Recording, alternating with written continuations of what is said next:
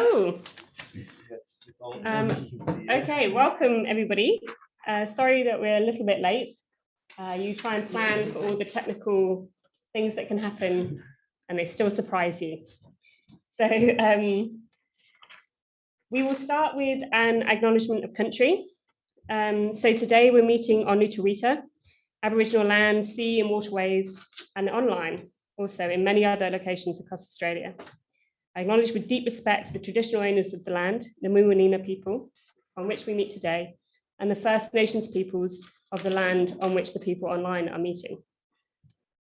The Muwinina people belong to the oldest continuing culture in the world. They cared and protected country for thousands of years. They knew this land, they lived on the land, and they died on these lands, and I honour them. For the Muwinina people, the area around Nipaluna was their country, and they called Mount Wellington Kunyani. I acknowledge that it is a privilege to stand on country and walk in the footsteps of those before us, beneath the mountain, among the gums and waterways that continue to run through the veins of the Tasmanian Aboriginal community. I pay my respects to elders past and present, and to the many Aboriginal people that did not make elder status, and to the Tasmanian Aboriginal community that continue to care for country. I recognise a history of truth, which acknowledges the impacts of invasion and colonisation upon Aboriginal people, resulting in the forcible removal from their lands. Our island is deeply unique, with spectacular landscapes, with our cities and towns surrounded by bushland, wilderness, mountain ranges and beaches. I stand for a future that profoundly respects and acknowledges Aboriginal perspectives, culture, language and history, and a continued effort to fight for Aboriginal justice and rights, paving the way for a strong future. And as we all know, the land on which agriculture occurs also is country, and it's very important to look after that as well. And that's lots of things that we're talking about today. So welcome to students who are presenting and other students. Welcome to industry partners. Welcome to the Ag Institute and Tia and UTAS staff and the loved ones of the people who are presenting today, because we have to acknowledge that this is a team effort, and often your loved ones are very important in getting you to this point.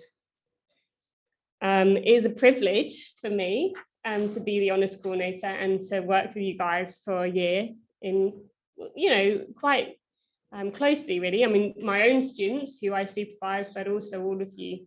And it's one of my favourite parts of my job. And this is really a culmination of 3-4 years of your studying. So it's such a pleasure to watch these, and for many of you, we've watched you all the way from first year all the way to this point. And so it's lovely to see. In terms of housekeeping, for those in the room, the fire exit is there. It's the only door in the room. And the muster point is in the car park, sort of on the outside of the campus, if you see what I mean. I don't expect there to be a fire at all, but you never know. So you've got to be prepared. If you need to leave, then that's absolutely fine. But if you try and leave quietly, and if you can try and leave between the talks, that would be awesome, particularly because we have sort of forced to be in a room which has an entrance near where the presenter's presenting. It's never ideal. It's what happened. So Stanley Burberry is not fit for use at the moment. So this is where we are. If you're online, then an online audience, I believe that your microphones and videos, and I believe, yes, the microphones and videos are not enabled, but the chat function and the raised hand function may well be able to be used, particularly the chat function. So chat's not working. Right, okay. There is a Q&A function, apparently, I've been told. Yes, so you can, yes, so the chat function is not working, the raised hand function isn't working on purpose, apparently, but the Q&A one is working, and Deepa has very kindly offered to look after that. So you are not forgotten, people who are watching online. And what you can do is just put your question in there, and then she will read them out, or selection of them out when at the end of each talk. And hopefully people can also make a little note of the ones that were not answered. That's all right. Who's managing the Zoom? Oh. So I can see. So for honours, the presentations will be 12 minutes long, and then about 3 to 5 minutes of questions. And for the master's students, the last 2 students, they are 15 minutes long, and they'll have 5 minutes of questions as well. Just so you know, this is being recorded for perpetuity, I guess, so that we can use that and have those available to people who are not able to make it today live. So if you don't want to be recorded, please let us know as soon as possible. And that's about it, really. So what I'll do is I'll ask the first person to come up, and I have forgotten my thing. I think it's Will. So Will's the first presenter today, so he'll come up and he'll just get his thing on the screen. Just so you know, this QR code is for people marking, so primarily members of staff. So if they've forgotten the link and they don't have the link, you can just hold up your phone to the QR code, and you should be able to access that link to be able to mark. Because sometimes I think we forget that the honours seminars are really all about getting you to the end of having your honours degree. Perfect. Yep. You grab yours. Just make sure it works. I'm not going to stand here the whole time. Yeah, just click on yourself. Perfect. Cool. All right, so first up, Will is talking about waterlogging tolerance among advanced breeding lines of strawberry clover. Take it away. All right, no worries. Thanks everyone for coming today. So as Beth said, I'm Will, and looked at the waterlogging tolerance of strawberry clover. So firstly, I'll just take you through some background before we get into the crux of the project. So waterlogging is a primary stress experienced by plants. So waterlogging fills the soil pores and displaces air that plants require for respiration. Waterlogging in plants decreases energy production by 95%, which has important consequences for metabolism of plants. So the occurrence is increasing within southeastern Australia. Australia has a highly variable and changing climate. Rainfall events are expected to decrease, although the intensity of these events are expected to increase, leading to more frequent periods of waterlogging, much like the events on the southeast coast of Australia over the last couple of years. So 4.7 million hectares were waterlogged in 2001, and this is expected to increase to 17 million in 2050. So waterlogging induces a number of symptoms in plants: a decrease in growth of roots and shoots, a decline in leaf water potential, slowed metabolite movement, and reduced chlorophyll concentrations. So legumes play a very important role in pastures. They provide several benefits to the grazing animal, including increased animal intake, high digestibility and high protein levels. Fixation of atmospheric nitrogen decreases the reliance on applied nitrogen fertilisers, and the incorporation of legumes into the sward lengthens the growing season while providing a more resilient feed base to seasonal variations. So there's a number of adaptive strategies that plants implement to overcome waterlogging stress. Firstly, adventitious root production. It's an adaptive stress response induced under waterlogging conditions and developed as part of the root system. They differ from primary roots as they emerge because of the stress, and the primary role is to support and replace primary root function and the diffusion of oxygen under stressed conditions. Next, the parenchyma development provides a pathway for oxygen throughout the roots in waterlogged conditions, enabling internal aeration and preventing the senescence of root tips. So this is triggered by ethylene accumulation, which increases in roots under hypoxic conditions. There's very few species have constitutive parenchyma, as it appears to reduce the competitiveness of the species. And lastly, there we have a maintenance of stomatoconductance, which involves maintaining a high percentage of the output. And lastly, endodermal barrier to radial oxygen loss, so maintaining ion uptake and transport of oxygen through the roots through development of endodermis, also with the aid of Arenchyma.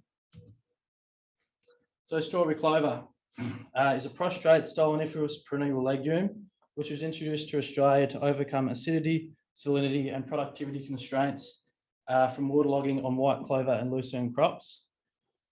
Strawberry clover has been identified by Stevenson as the best adapted clover species for waterlogged conditions, displaying excellent tolerance to other species she evaluated. There's a large amount of variation exists in strawberry clover wild populations, presenting an opportunity to breed well-adapted lines to fit niche environments. Advanced breeding lines exist, but no thorough testing or comparisons have been made to the commercial cultivar Palestine as of yet. Some of the research questions of the project. Firstly, do any of the 3 advanced breeding lines outperform the cultivar Palestine, which is the most commonly used cultivar in industry today? Next, is greater Arenchyma development and adventitious root production associated with waterlogging tolerance? And lastly, is a decrease in spat and stomatal conductance measurements associated with waterlogging symptoms?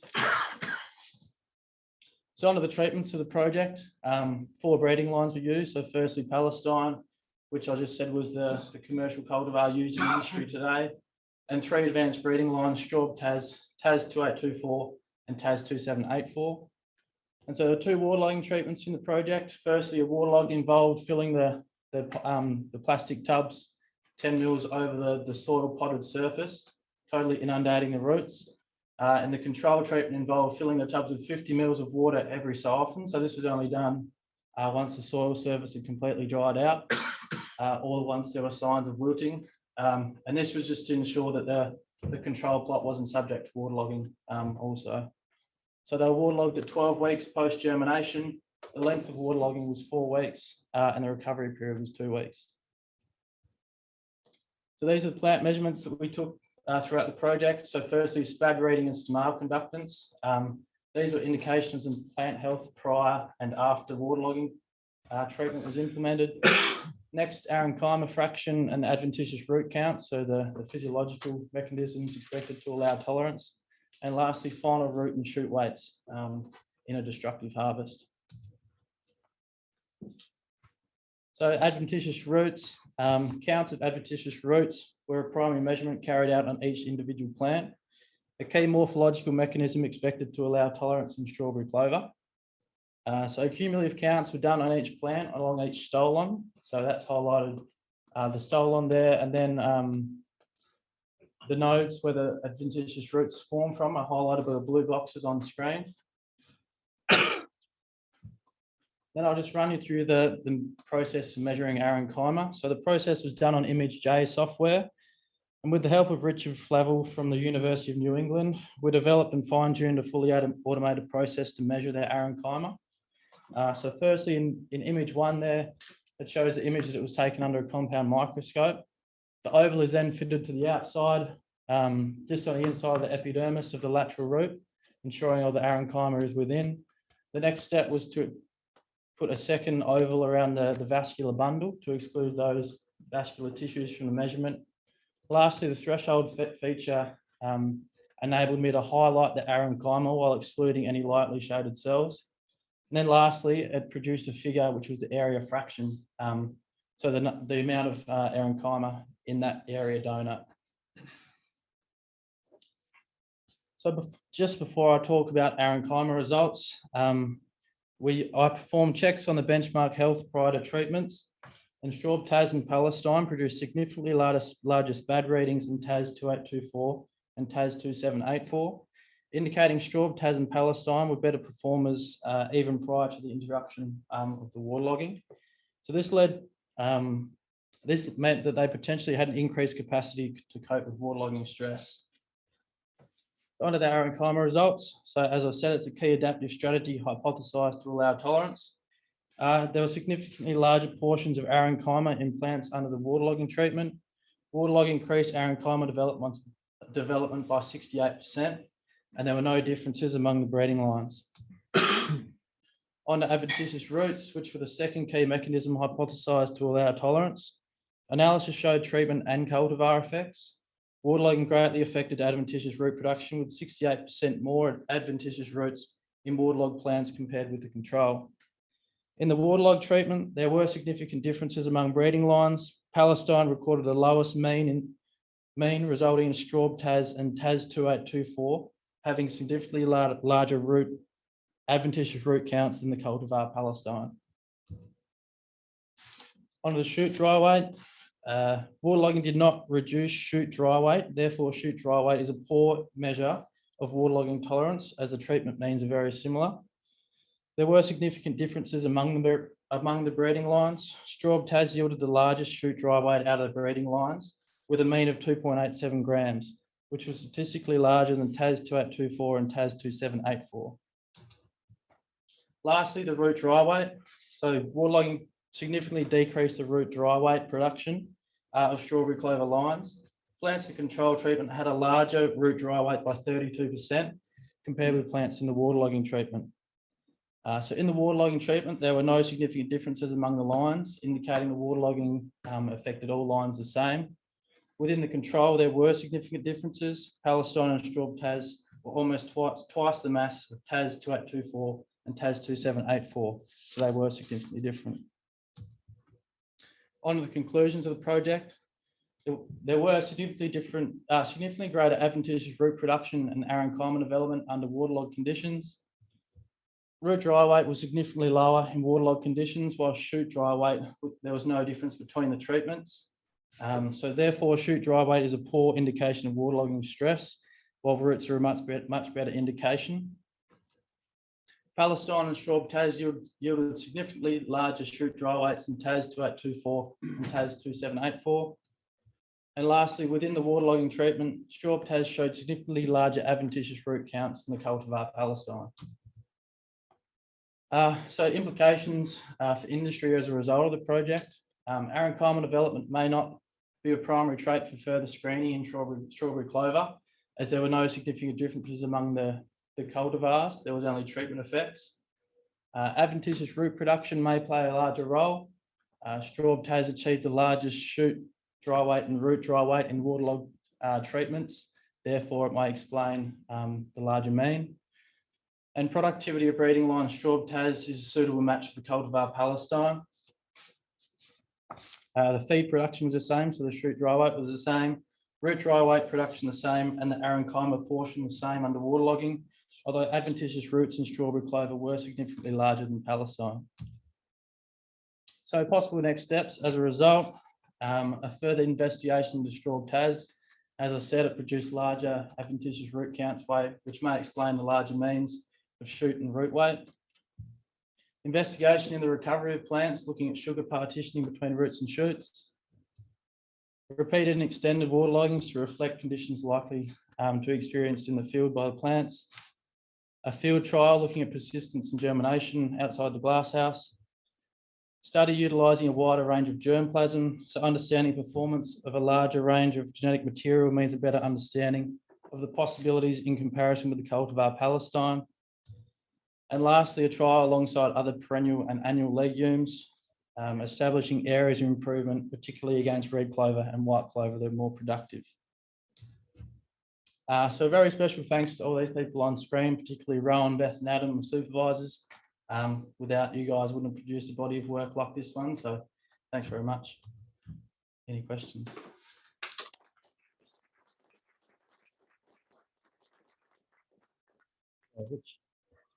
Thanks, Will. So when I think you gave it away at the end there, when you were doing experiments in the glasshouse, right? It's not in the field, is that Yeah, right? in the glass, yes. Yeah, okay. So how did you, and what type of materials in the pot? In the pots, it was just a soil mix with slow release fertilizer. Natural soil or a potting medium? Potting mix, yeah. Potting medium, Yeah. And how did you waterlog it? So in the waterlogged, it was just involved filling the tubs with water 10 mils over the potted surface. Oh, yeah. And then the control was just filling periodically when needed. Yeah, okay. So is the aim to go in there and try it in the field? Because it'd be interesting because like soils don't necessarily waterlog like this, everything gets full of water. It's not normally that simple. Yeah, it's definitely a next step looking at the development of this. So yeah, Okay. So following on a little bit from that comment from Rich, Yeah. so why did you think 2 weeks was a good indicative period of recovery, given the likely variation of that in a real scenario? I think 2 weeks sort of reflected, because initially you're not going to graze a paddock straight after waterlogging event. You've got to give it time to recover. Yeah, and 2 weeks was a good option. It's sort of a compromise between sort of reflecting real life situation of grazing while holding off to let the plants recover. Okay, thank you. I think Adele's got a question. Yeah, if this wasn't within the scope of your research, take it as a comment. Yeah. But protein is a premium. How were the protein levels affected? Yeah, we didn't look at the protein levels, but yeah, it's definitely something to Take it look as at a further. Yeah, yeah. I think Deep, Oh, sorry. so I think Deep has got some online Online questions. question, one from Bianca. Did the waterlogging affect nitrogen uptake? We didn't look at nitrogen uptake. Yeah, it was probably next step to look at as well. Yeah. There's one more question online. Were there any measurements of dissolved oxygen in the soils? No. Sorry, Dougal. carry on. No worries. And so we heard about arenchyma in your background. Yep. Did you have a look at, unless I was, I don't know, making comments while you were talking about it, did you have a look at that in your project? Yeah, And yeah, arenchyma. Yeah. Did you report on it? Yes. Oh, yeah. sorry, I missed it Yeah, there. there's a slide on it. Yeah, so arenchyma. In waterlogged plants, arenchyma was 68% larger than plants in control. So yeah, a lot more generation of arenchyma. Oh, well, Yeah. good recall, much better than my attention. Deep has got one more. No, I'm just saying maybe worth repeating some of the questions for the online people to keep up for the pickup. Theoretically, they're supposed to pick up through the ceiling mics. Okay. All You right. just might have to speak up a little bit.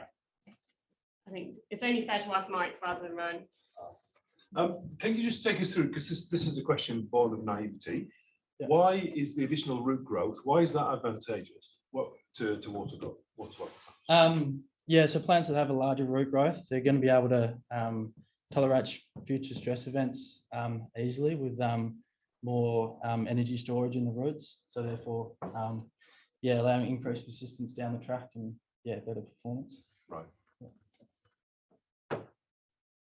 I guess one more from Rowan before we let you out from this way. Just picking up on the point about the nitrogen uptake, Will, did you notice any difference in the nodulation and the nodules in waterlogged compared to control? Yeah, so yeah, looking yeah, when doing the adventitious roots and looking at arenchyma, there was yeah, more nodulation yeah, in waterlogged plants. In the waterlogged Yeah. plants rather than the control plants. Yes, yeah, yeah, I think if I recall that correctly, yeah. Awesome. Oh, go on then. Sorry, was that just an anecdotal observation, or did you actually record that? And have you Oh, done that's data? just, yeah, Anecdote, yeah, okay, cool. yeah, Anecdotal. yes. Awesome. We'll let him go. Thanks very much, Will.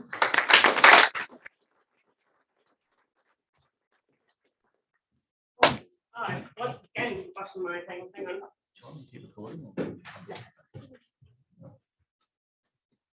So next up, we've got Etienne.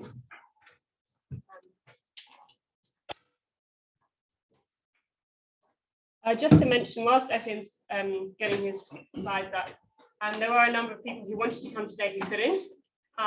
So from the teaching team, I think Callum, Lyndall and Al, unfortunately were all somewhere else, either somewhere else in Australia, I think, all at different places. And also the Vice Chancellor Rufus was invited, but unfortunately he had some higher engagements which he had to go to. So he did send his apologies. Yeah, you might want to point that out a little bit. It was made for me. We're not the same size. Awesome. All right. So next up is Etienne, and Etienne's talking about prediction of total oil yield in Kunzea ambigua leaves using near-infrared spectroscopy. So take it away when you're ready.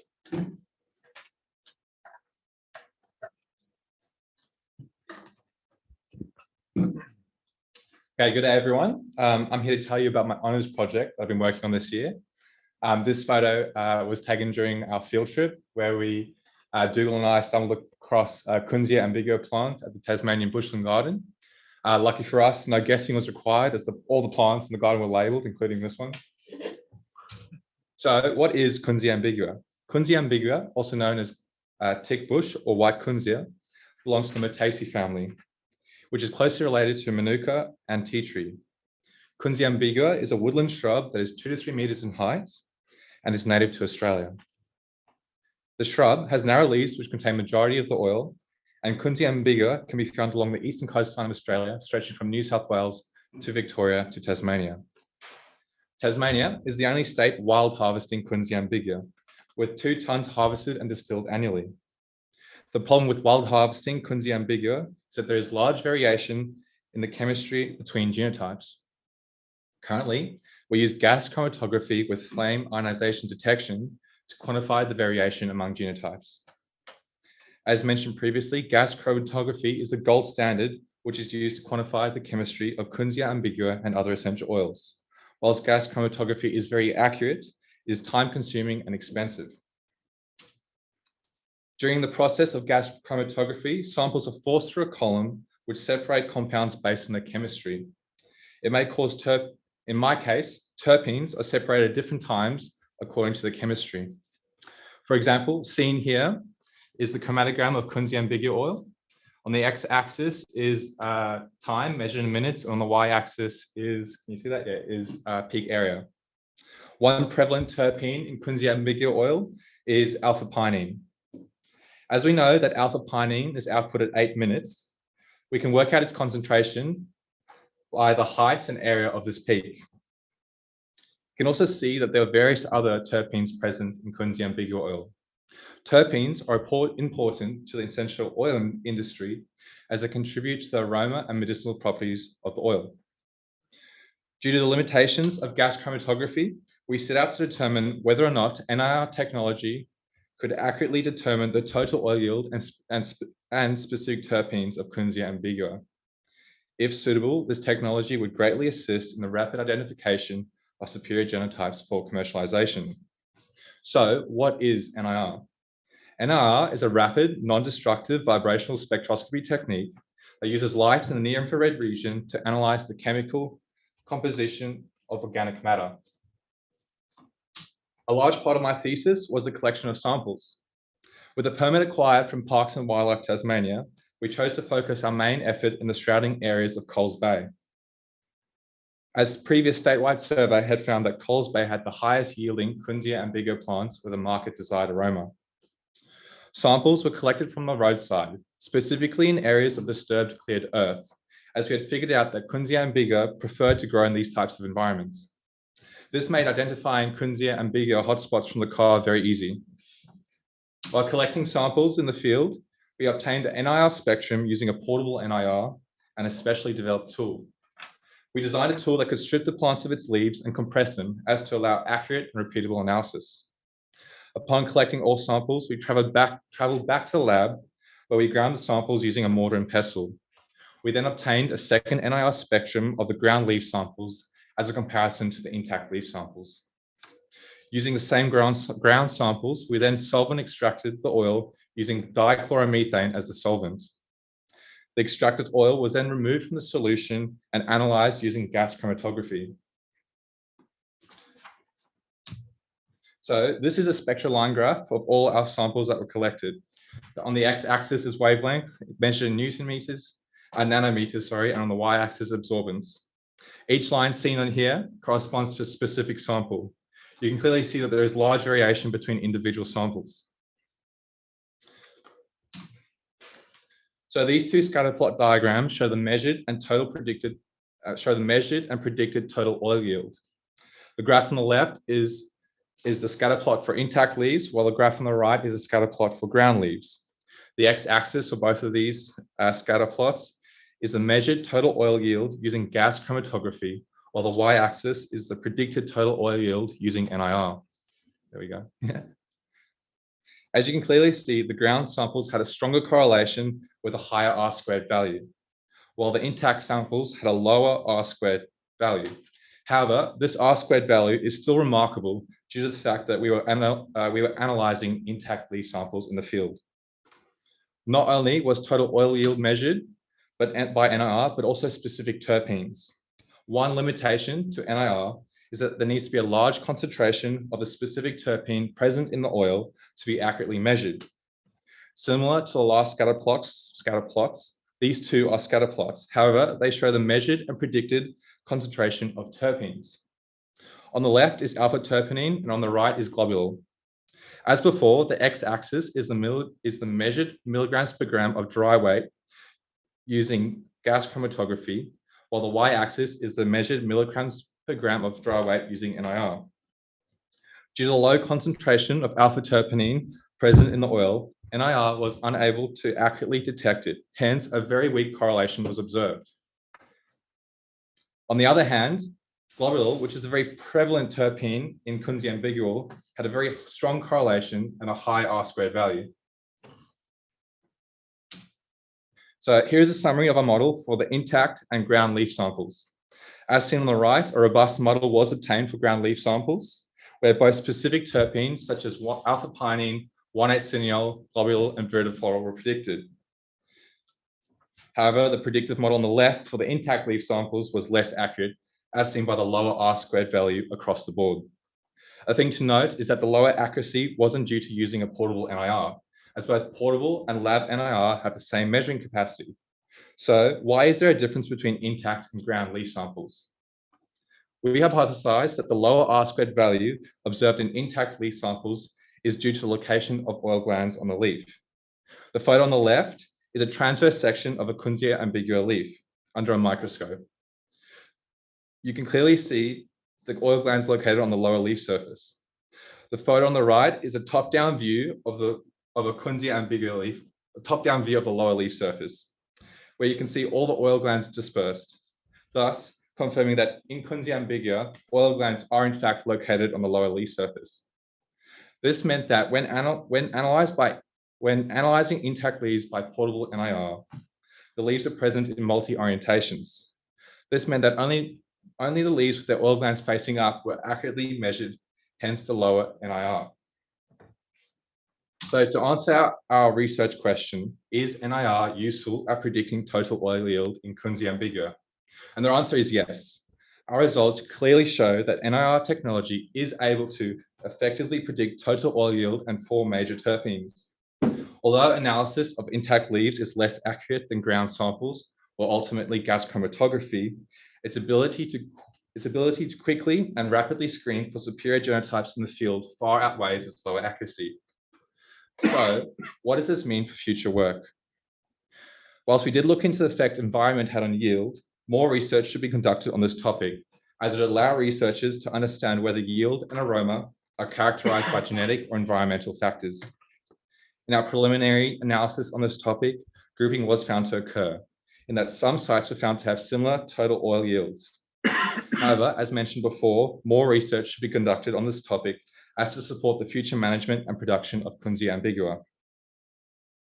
Further, this model should be used in the field for the identification of superior genotypes, as to commercialize a new Metaceae essential oil.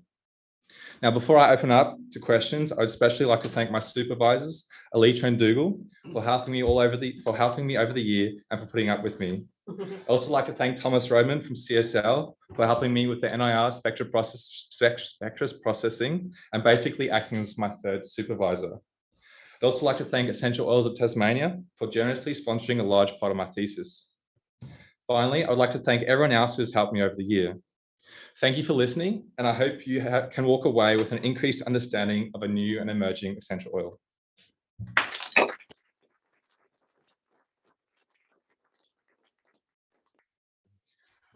The jump up, hang on, here we go.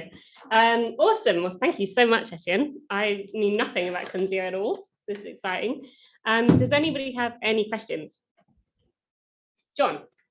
That was really good. Do you know if any other factors can affect the concentrations of these oils in the leaves, like soil, or whether it's been damaged recently by insects or pruning or something like that? Yeah, definitely, yeah. Or yeah, like age of the plant as well. Yeah, typically younger plants will probably have more oil, as they're more vulnerable to insects and stuff like that. Yeah. But yeah, we didn't really look into that. We just, sorry. I'm wondering with the in-field NIR, the Kunzea leaves look pretty small. Very small. What's the field of view for the NIR? Like, does it cover the whole leaf? Oh, so that's why we developed this tool, because they're so small. I think the probe's 3 millimeters wide and the leaf is like 1 millimeter, very small. So for it to accurately measure, it needs to have as much surface of leaf on that probe. So that's why we developed this tool to strip it, and then it compresses it to max like one big leaf. Oh, got you. Yeah. Okay. So like as a tool that I guess industry could use, it would need a little bit of modification to actually be useful. Yeah. No, cool. You made some kind of squishy leaf thing. Yeah. Can I go back? Yeah, of course. Maybe I'm the only one who's fascinated by this squishy. I should probably put it in. You can see it there. Etienne, you might mention the role of the CSL in developing the tool with us. Oh yeah, CSL. Yeah, Phil Horton and Thomas both I didn't really come up with the design, but yeah, they designed this tool, and then I guess I tested it with Kunzea and we altered it a bit. Yeah, like we first had there's the 3 circles. That was to have 3 measurements at once to average, because if, for example, there's a twig in one of those circles and the probe goes there, you're going to get an incorrect measurement. Yeah, we played around with the thickness of the slit to strip the leaves and where the holes are located. Yeah, and the lower leaf surface is made of metal, and that got 3D printed in Sydney. I think Rich has been waiting for a while. Sorry. Just a general question about the context. So is this mostly wild harvest, or are there some farms now that are growing this? No, it's all wild harvested. Well, I mean, the main farms, like one in Flinders, is wild harvest. I think there's one really small farm in Tassie that I think also it has a paddock with just wild plants that it grows on. So is the aim to try and find the right genotypes and just to have a standard, because right now they're extracting oil and there's like it's all different yields, different aromas, different terpene concentrations, so to have a standard or a couple plants to choose from with different aromas and different terpene concentrations. And will that vary during the season?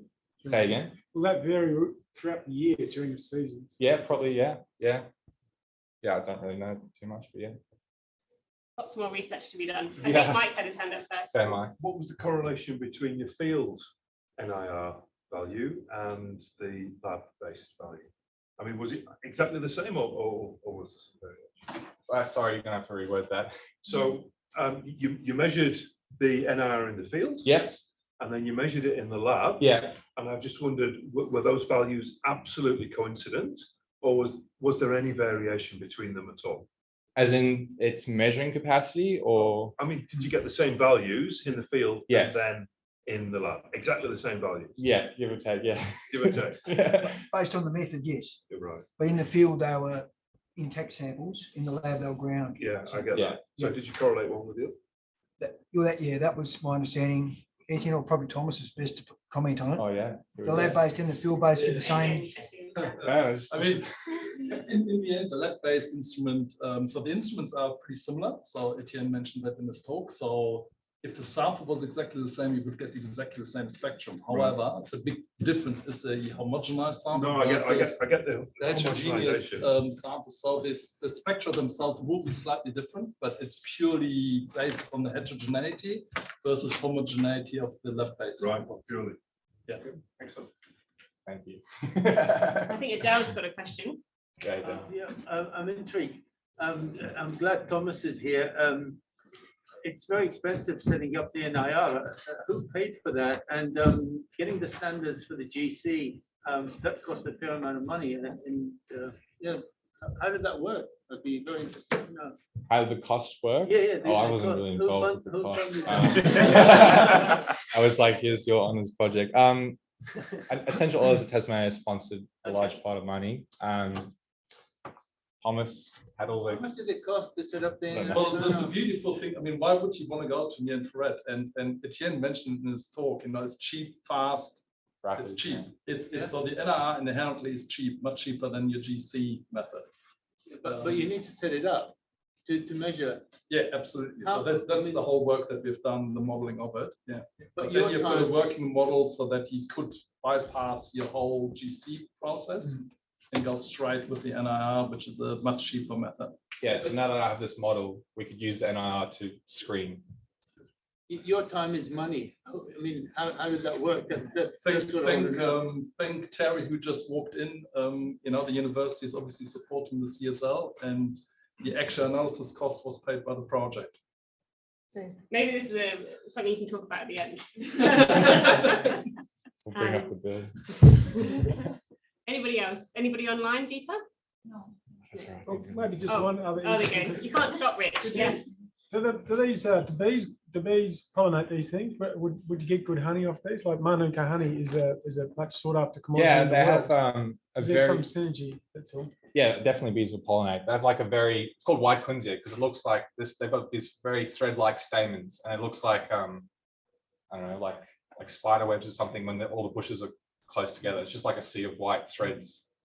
And it cohabits with tea tree. Yeah. So you're probably not having monofloral honey Right. when you think you're having tea tree honey. Yeah, I they guess look my- very similar It's to going to trees. Kunzea as well. Just my question's kind of pointing towards if you're going to commercialize it, Yeah. it could be a secondary value. I know they're planting Manuka in New Zealand specifically for honey production, I think. Yeah, I don't know if the terpenes would lead into the honey. We'd have to do more research on that.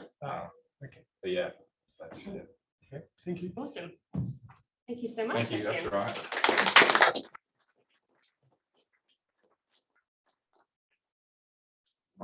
Really keep my schedule up here. Right, here we go.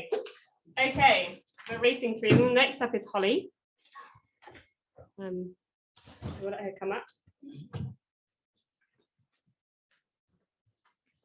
Is everybody in the room okay? Is there anything that anybody can you see all right? Okay, cool. And online, everything's working. Yep. Just while Holly's getting herself sorted, we can ask these kind of questions and it's not wasting anybody's time at all.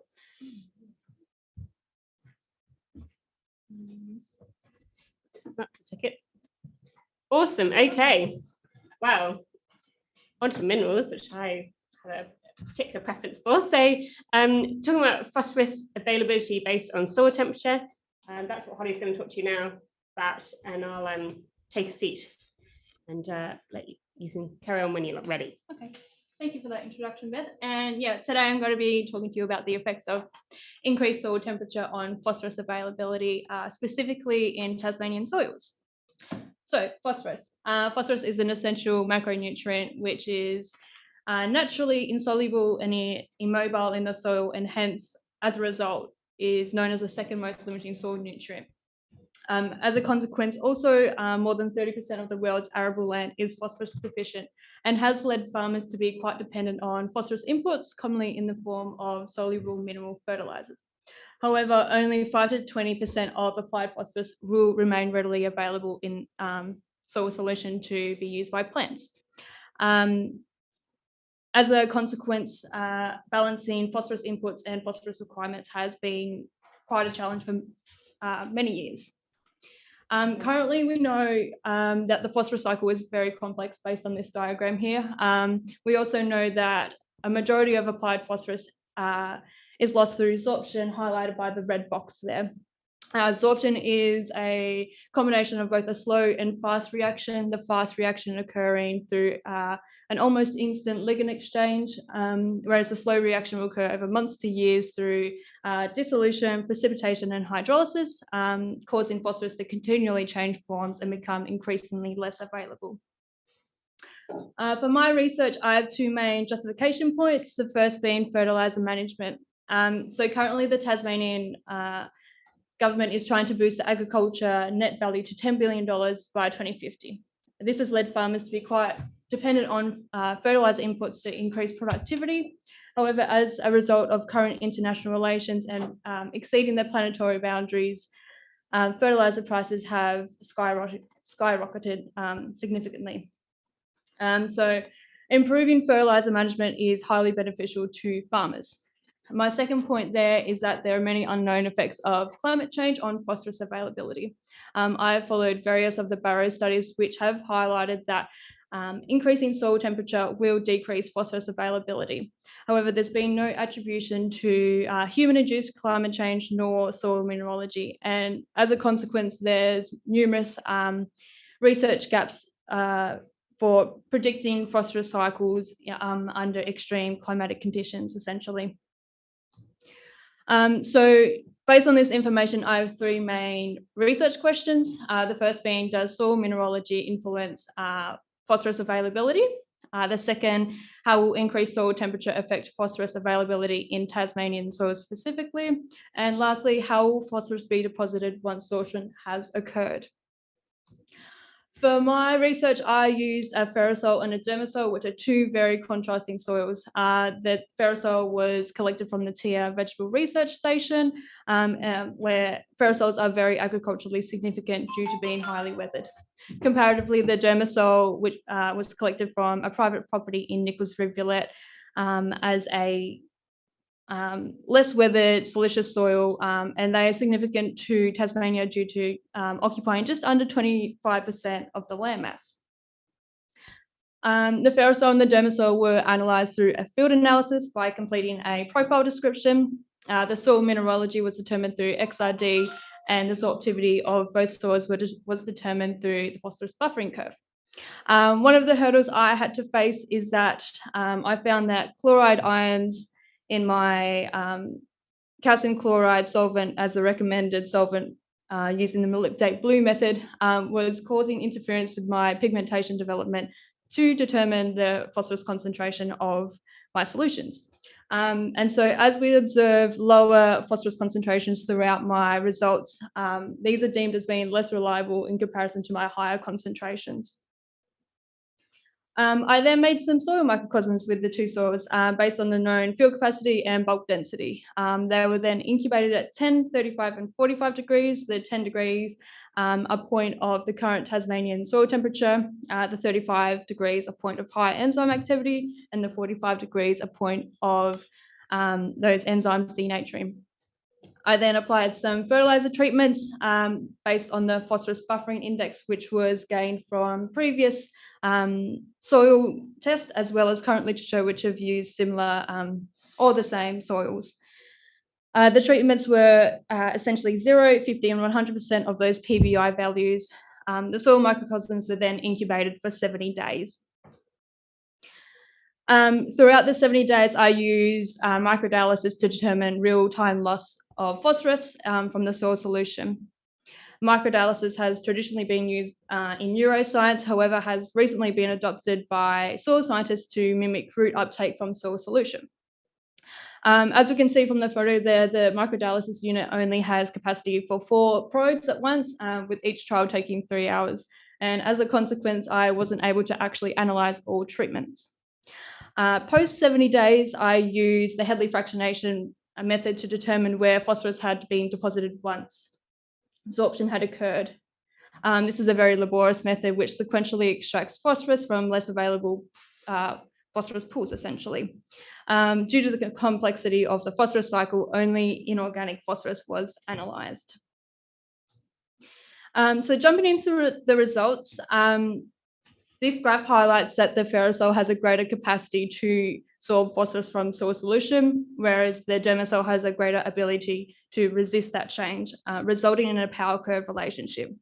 And this has been attributed to the soil mineralogy, which was determined through XRD, the ferrosol essentially containing just over 70% of more common phosphorus-binding minerals such as kaolinite, hematite, and gibbsite, which have larger surface areas to absorb the phosphorus, whereas the dermasol contain only 5% of those more common phosphorus-binding minerals, as 95% of the soil was quartz, which is a primary low-reacting mineral. The X's marked on the graph there indicate the PBI values are used for the phosphorus treatments. As I'm the first person to analyse the relationship between soil temperature and phosphorus availability, I'm very proud to present that increasing soil temperature does decrease phosphorus availability in both the ferrosol and dermasol. The red lines there indicate the 45 degrees and the blue lines indicate the 10-degree treatment. So some key points from these graphs is that from day 0 to day 15, the 45-degree treatment caused over 50% of the applied phosphorus to be lost. Post that 15 days, the soil had undergone the slow reaction, causing a slower decline in that phosphorus availability. A scenario in where the soil temperature may reach 45 degrees is when during winter, when the soil is quite wet and hence is able to absorb the heat more readily. Studies have also shown that, especially in the Northern Territory in Northern Queensland, soil temperatures have reached up around 50 degrees, and hence this data can be applicable to mainland Australia. Jumping into the Hedley fractionation results. So for the ferrosol, a majority of the phosphorus applied was deposited into the moderately available group. We can see there's lower variation across temperature treatments, and as the pH of the ferrosol was 5.6, it is assumed that iron and aluminium-based minerals that were obtained from the XRD results would have absorbed that phosphorus from soil solution. Comparatively, the dermasol had a higher amount of variation based on the phosphorus fraction as well as the temperature that it was incubated at. A key point from this graph is that the 45-degree treatment had accounted for the least amount of phosphorus. And so this indicates that the phosphorus may have been deposited into the residual pool or may have been immobilized to form organic forms, which neither were measured by me. As the pH of the dermasol is slightly acidic at 3.9, it is assumed that iron-based minerals would have absorbed that phosphorus from solution. So using those results, we can make some conclusions about the key findings. So my first one, I did find that soil mineralogy does influence phosphorus loss from soil solution. Although the ferrosol and the dermasol followed a similar trend, the magnitude at which this occurred at was quite significantly different. And this is, has been attributed to the minerals that were identified in the XRD, the ferrosol containing the kaolinite, hematite, and the gibbsite, whereas the dermasol has the quartz. So essentially, the ferrosol has the secondary reactive minerals, whereas the dermasol has less reactive minerals. I also found that increasing soil temperature does decrease phosphorus availability as a result of increasing the absorption rate. And hence, in the future, as farmers may see an increase in soil temperature, they may move to applying lower rates of fertilizer, but increasing the frequency in which they are applying to maintain Colwell P throughout the season. I also found with the Hedley fractionation that a majority of the phosphorus applied was held in the moderately available group, particularly as iron and aluminium-based minerals. So the significance of my research, it's the first to compare soil temperature and mineralogy, especially in Tasmanian soils. So that is one step. And I was also able to determine where the phosphorus had been deposited once sorption had occurred. For future work, I'd like to see my laboratory microdatalysis work to be compared to field trials, in which can be then more applicable to a farmer's situation. I'd also like to see further exploration of the Hedley fractionation method, as I only looked at 4 out of 6 results, 4 out of 6 steps, and only looked at inorganic pools. And so looking at 6 out of 6 steps, as well as total organic and organic, would paint a bigger picture of the phosphorus cycle under these extreme climate conditions. I'd also like to incorporate a broader range of soil types, especially ones either another dermasol or one similar to the dermasol, to kind of confirm or deny the variation that we saw in the Hedley fractionation results. This way we can further advance the relationship between soil temperature, soil mineralogy, and phosphorus availability. I'd like to acknowledge both my supervisors, Bianca Daz and Dr. Richard Doyle, for their assistance and guidance throughout my whole study, as well as everyone else who contributed to my study, whether it be small or large. I now open the floor to any questions.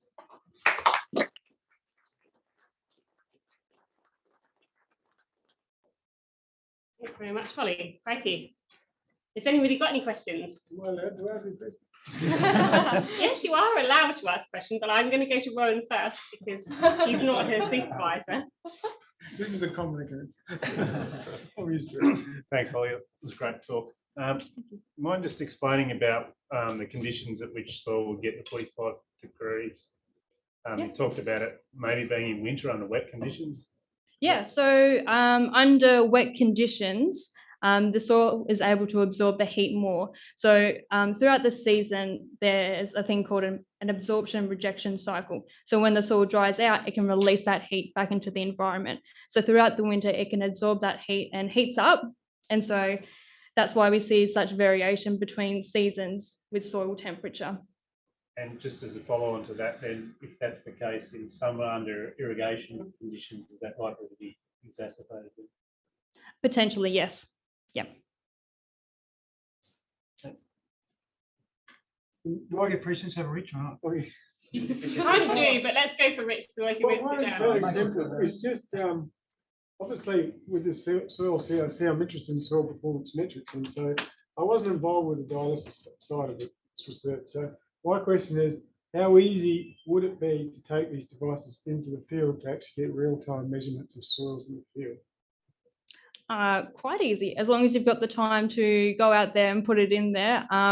I found that with my trial, to get the most accurate recovery rate was 3 hours per trial. So if you've got 3 hours, then sure. The beauty of microdialysis is the fact that it's non-destructive. And so you don't have to, in my scenario, I did have to sort of recreate the soil environment, but with microdialysis in the field, you can actually take it out there, put the probe into the soil and get a perfusate out. Yes. And then you can take that perfusate away and analyze it as you wish. Oh, I'm thinking you can take that perfusate and just use electrophoresis or some other technique and just have the whole thing in the field. Yeah, exactly. I think Deagle's next. Thanks, Holly. So this is outside the scope of your project, but just thinking, extending from comments about temperature, and I'm thinking about organic matter because we get trying to consider phosphorus mineralisation and about plant availability, and that's quite important in horticulture, particularly perennial horticulture. So do you think that would buffer or balance some of your findings, or what's your feel on that? Just speculate. So I deem the ferrosol as a high phosphorus system in which had continuous fertilizer applications, whereas the dermasol is a low phosphorus system in which it doesn't necessarily always get that fertilizer application, and plants always have to reach to different pools to obtain the phosphorus. So my understanding is if you apply soil organic matter such as green manure, that would increase mineralization and hence increase soil solution P for that to benefit the plants. Right, thank you. I think Adele had one. Again, this is outside the remit of your project, just a comment. The role of microbes in, especially in organic phosphorus, the movement of phosphorus in the soil. Your thoughts? Yeah, absolutely. I found, maybe I might go back to my results. My 35-degree treatment, I really didn't expect the 35-degree treatment to have such a high phosphorus concentration. And after doing some research, I found that microbes and the enzymic activity was contributing to that relationship. Good on you. Fantastic. So I don't know whether Deep has got any questions online. I've got a question, if that's okay. So microdialysis evidently has some physical similarities to plant roots, but in turn, plants, or many plants have a mycorrhizal association, and evidently the microdialysis the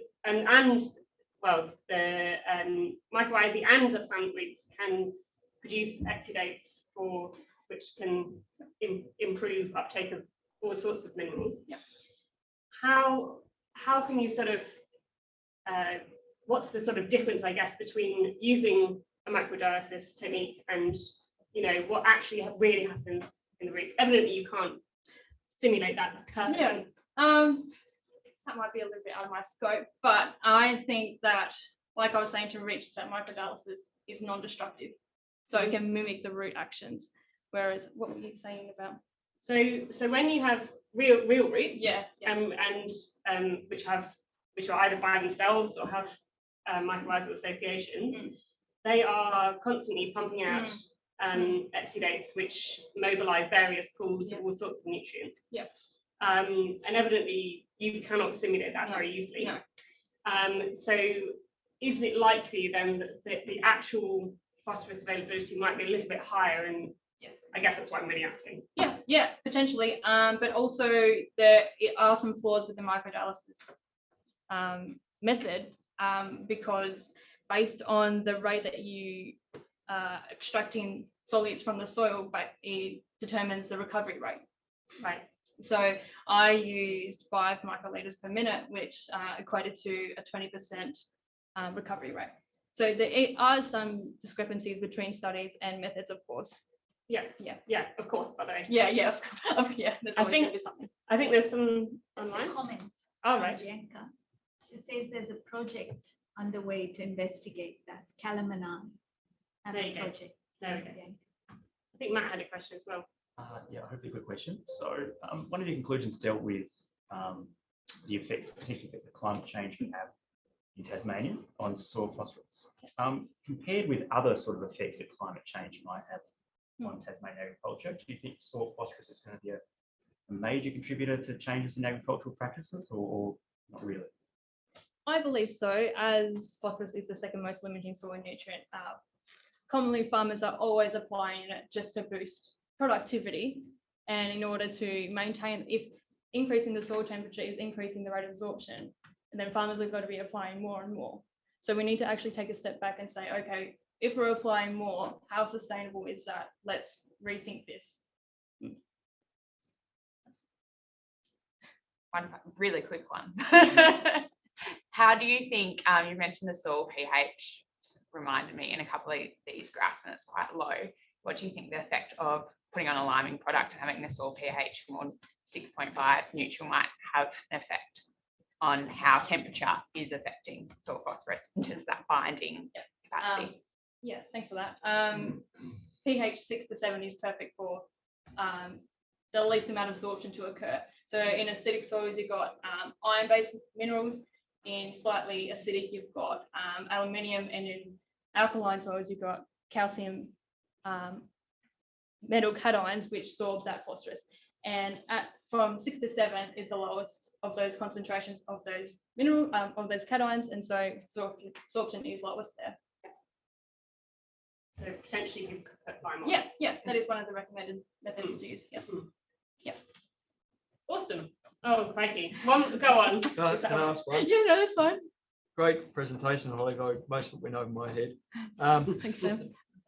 Did I get you right in that you were applying fertilizers in your study or not? Not necessarily. I apply potassium phosphate at different concentrations, essentially. So it wasn't a reflective of like a single super or a triple super. Yeah. So do you think if you were applying different forms of phosphorus fertilizers, that may have affected? I'm thinking something like a ammonium polyphosphate, which gets slowly released, whether you would see less tie-up, or you might get more. I don't know. Yeah, I believe so. As it's out of the scope of my study, I can't make any direct conclusions, but I would assume so, yes. We'll let you go. Okay, thanks. Thanks, Holly.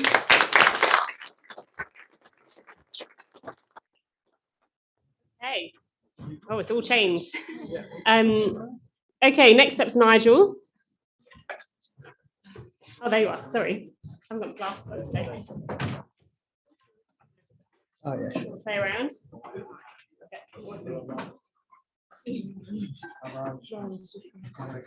Okay, just a reminder to any teaching staff, if you can remember to do some marking, that would be awesome.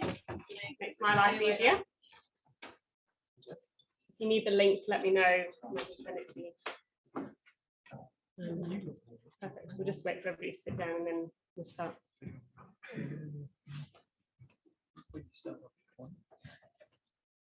Awesome. All right. Well, next up, Nigel. So Nigel's been looking at the impacts of hydrogen-rich water on the development and nodulation of snow peas and its effects on soil microbiology. Perfect. Take it away. Hi everyone, as Beth mentioned, my name is Nigel. I work under the supervision of Professor John Bowman and Dr. Harriet Walker. And as mentioned previously, I am looking at the impacts of hydrogen-rich water on the development and nodulation of snow peas, as well as its effect on soil microbiology. So this is a snapshot study carrying out pot trials within a glasshouse environment with a continuous application of hydrogen-rich water every other day to ensure continued exposure. So my project has two main focuses that we aim to answer. The first being to understand the impacts of hydrogen-rich water on the development and nodulation of pea plants after prolonged exposure and continuous exposure. And the second objective is to determine if hydrogen-rich water is impacting the microbiology of the soil. So what is hydrogen-rich water? Hydrogen-rich water is just water that has been saturated with hydrogen gas above its normal carrying capacity at standard room temperature and pressure. It can be created in a multitude of ways, with the main primary way that most people create them is by bubbling hydrogen gas at a known concentration through solution for a couple of hours. So generally about 3 to 4 hours. And the second way would be the way I generated hydrogen-rich water in my experiment, which is through the use of hydrogen water generation tablets, which is just a tablet that contains a weak organic acids and a magnesium reactant. The weak organic acid is in the tablet to act as a buffer solution to ensure that hydrogen gas will continually dissolve into the water without buildup of magnesium hydroxide to prevent that. So we do know that hydrogen-rich water has many benefits, both in pre and post-harvest situations. In the pre-harvest benefits coming in the form of increased antioxidant levels within plants and increased tolerance to abiotic stresses such as salinity, and the post-harvest in the form of longer shelf life of produce through the interactions of free oxygen radicals within products and hydrogen-rich water themselves. So the reason I chose to undertake this project with hydrogen-rich water is because there's been an increase in resource scarcity in agricultural industries, primarily in the form of arable land and water. And I see hydrogen-rich water as a possible answer to these issues, with the ability to increase production level without compromising the quality of products. Although hydrogen-rich water has been well researched in the biomedical field, it is still relatively new in the realms of agriculture, and further research can still be conducted. And as previously mentioned, since it is a new field within agricultural industries, most research surrounding it is highly specific, looking at early stages, the impacts of hydrogen-rich water application at early stages or in late stages, where, as mentioned before, hydrogen-rich water would be applied to plants during developmental stages such as germination or in post-harvest situations. And as such, we lack a broader understanding of its implications to prolonged exposure to the crops themselves and the environment as a whole. So this project, the way I addressed this was by creating 5 different treatments of known hydrogen-rich water concentration, with 0% being the control, and then the other concentrations being divided into quarters. Each treatment group had 10 replicates, each totaling to a sample of 50 plants throughout my experiment to account for any die-offs. And plants were randomly allocated to treatments and placed randomly within the glasshouse themselves. Throughout the experiment, a multitude of measurements were taken, and measurements such as spud meter reading to determine health and chlorophyll content of the plant was taken weekly, along with height utilizing a ruler. And at the end of the experiment, the biomass of plant was measured through dry weight and live weight. Pea yields and quality was also measured post-harvest by counting the amount of pods produced by each plant and measuring the dimensions, along with live weight and dry weight.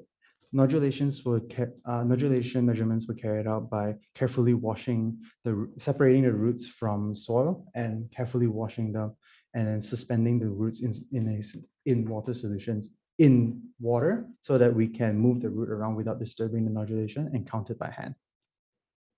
And soil microbial biology was carried out by soil microbial counts were carried out through plate cultures utilizing R2A, which is a general media that favors plant and soil microbes, and yeast mannitol agar, which is selective for rhizobium bacteria.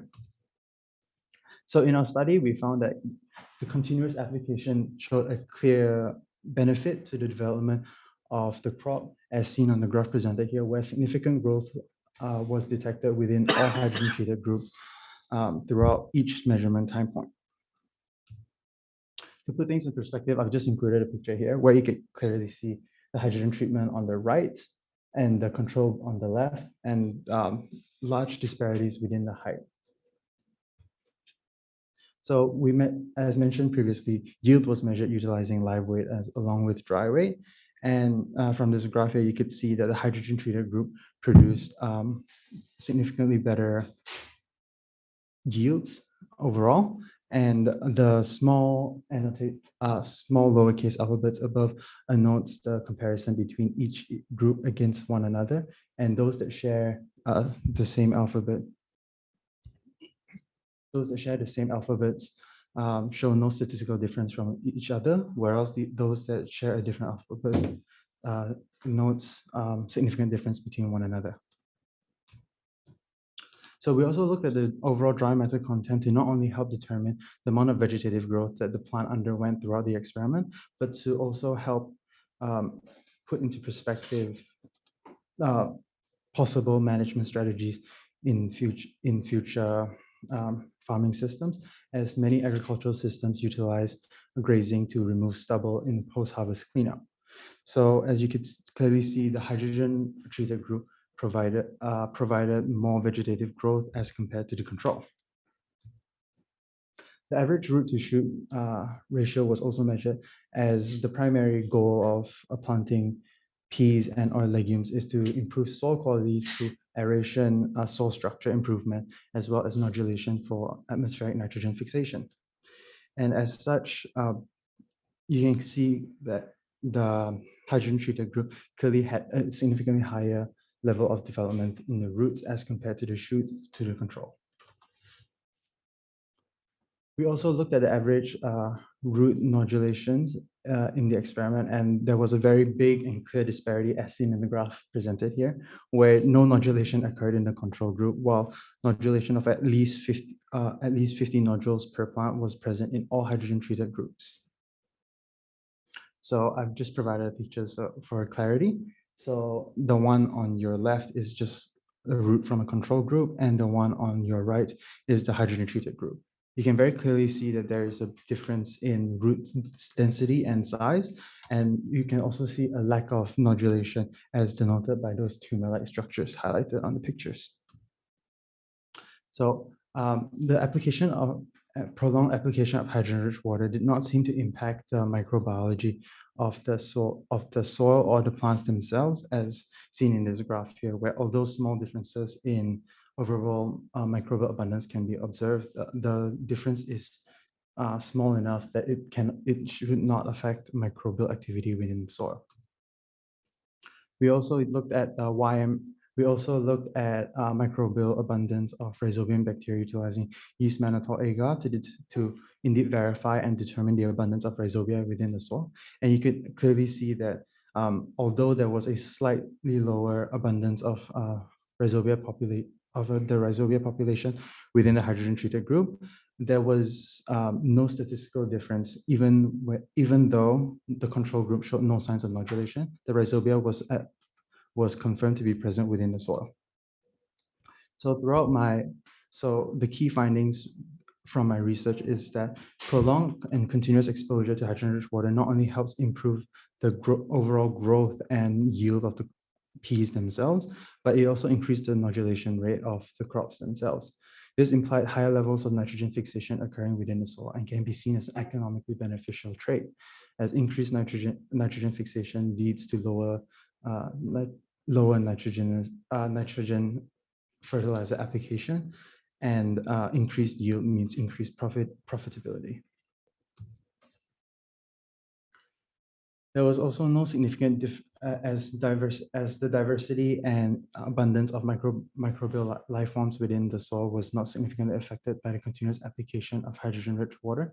It is safe to say that in hydrogen-rich water can be applied in excess in field environments without any environmental consequences, as the hydrogen-rich water would eventually transform back into just normal water as the hydrogen gas leaves the solution. However, further research needs to be undertaken to determine the validity of this statement, as plate cultures were the primary form of microbiological measurements carried out in this study, which only looks at alpha diversity, which is the culturable microbes within the lab environment, and does not account for other non-culturable microorganisms.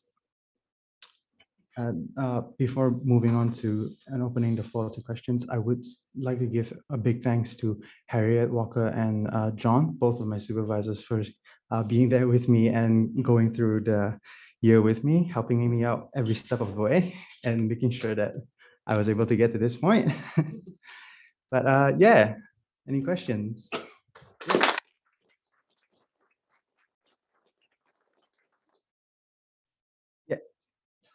Yeah. Yeah, thank you for that. It was very enjoyable. I'm intrigued by if you have a proposed mechanism for the effect, and I particularly asked that because my understanding was that the rhizobia are not, or the bacteria are not able to utilize hydrogen, or the ones that are normally in peas, rhizobia. So it's puzzling why it would have an impact. I'm sorry, I couldn't really hear that. So what Roger's asking you is, what is the mechanism by which, like how, does the hydrogen-rich water application affect nodulation? Because his understanding is that the rhizobia can't actually use hydrogen. Is that right?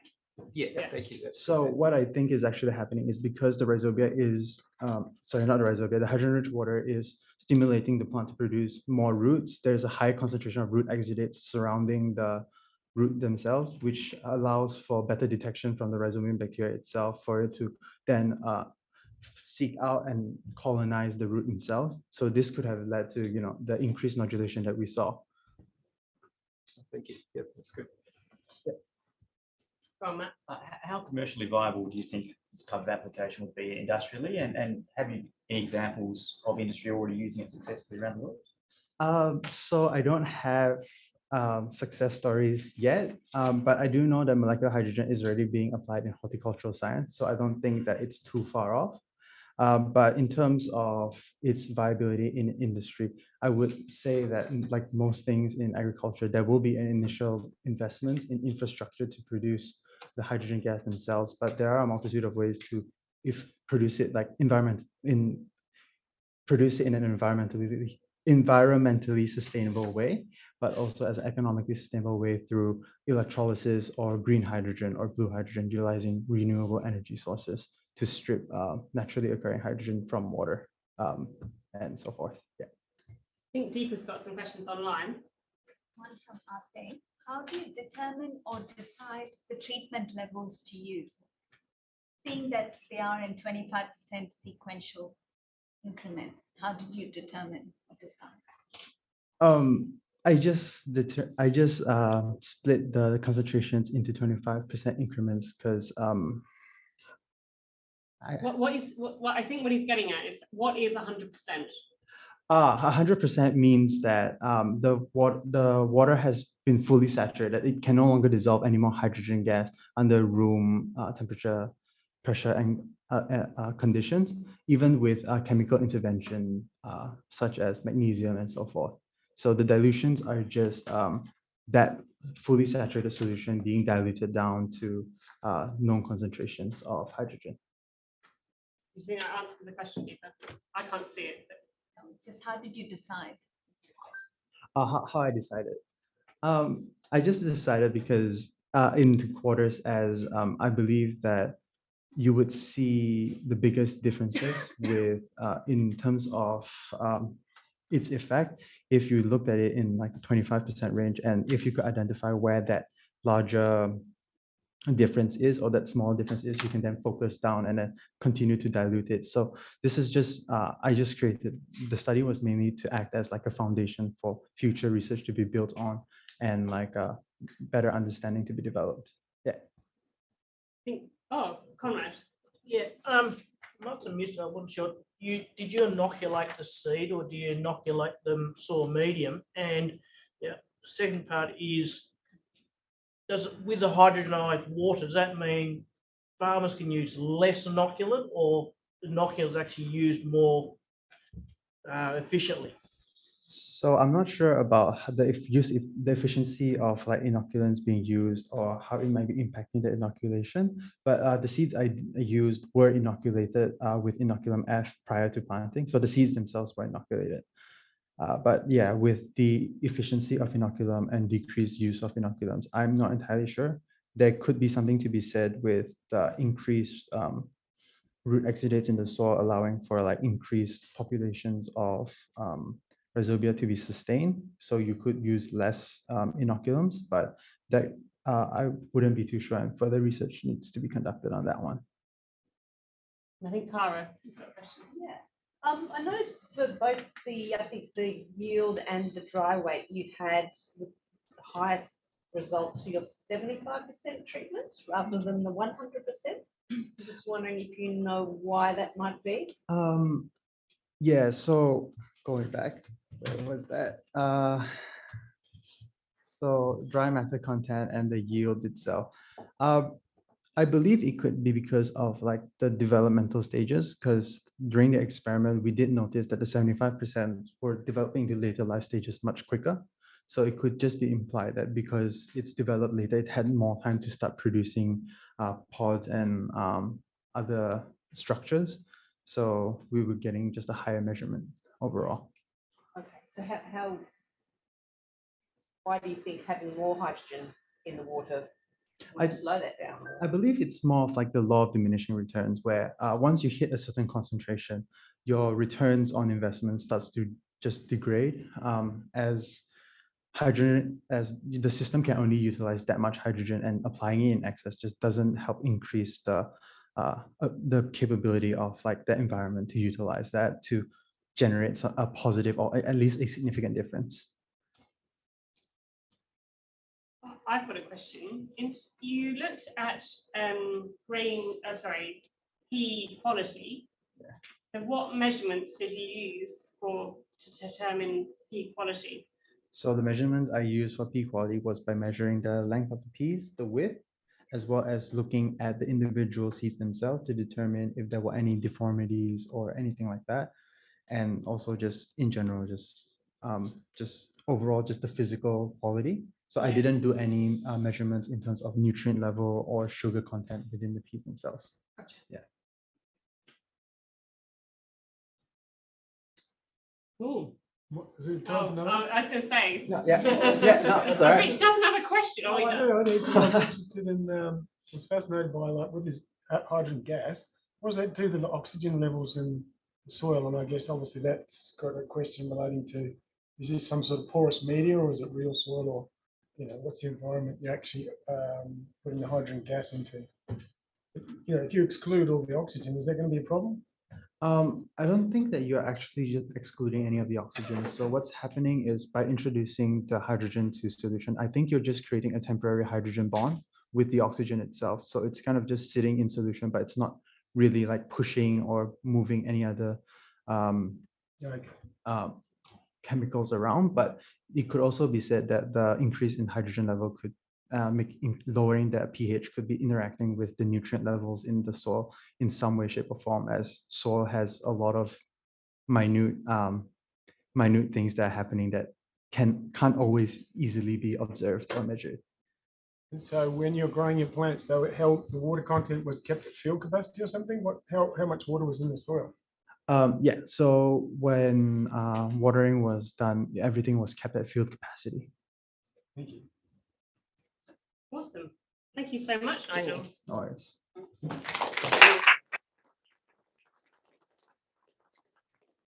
Next up, we've got Esther.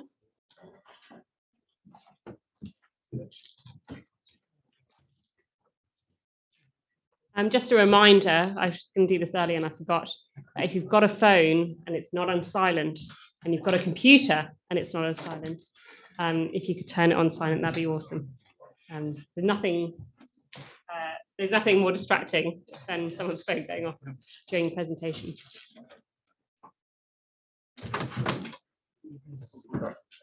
Escape.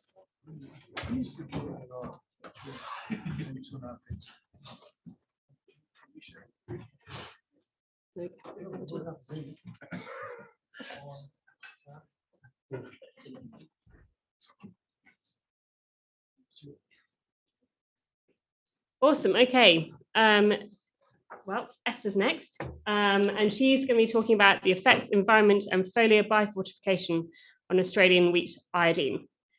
So I'm going to sit down. Right. Hi, everyone.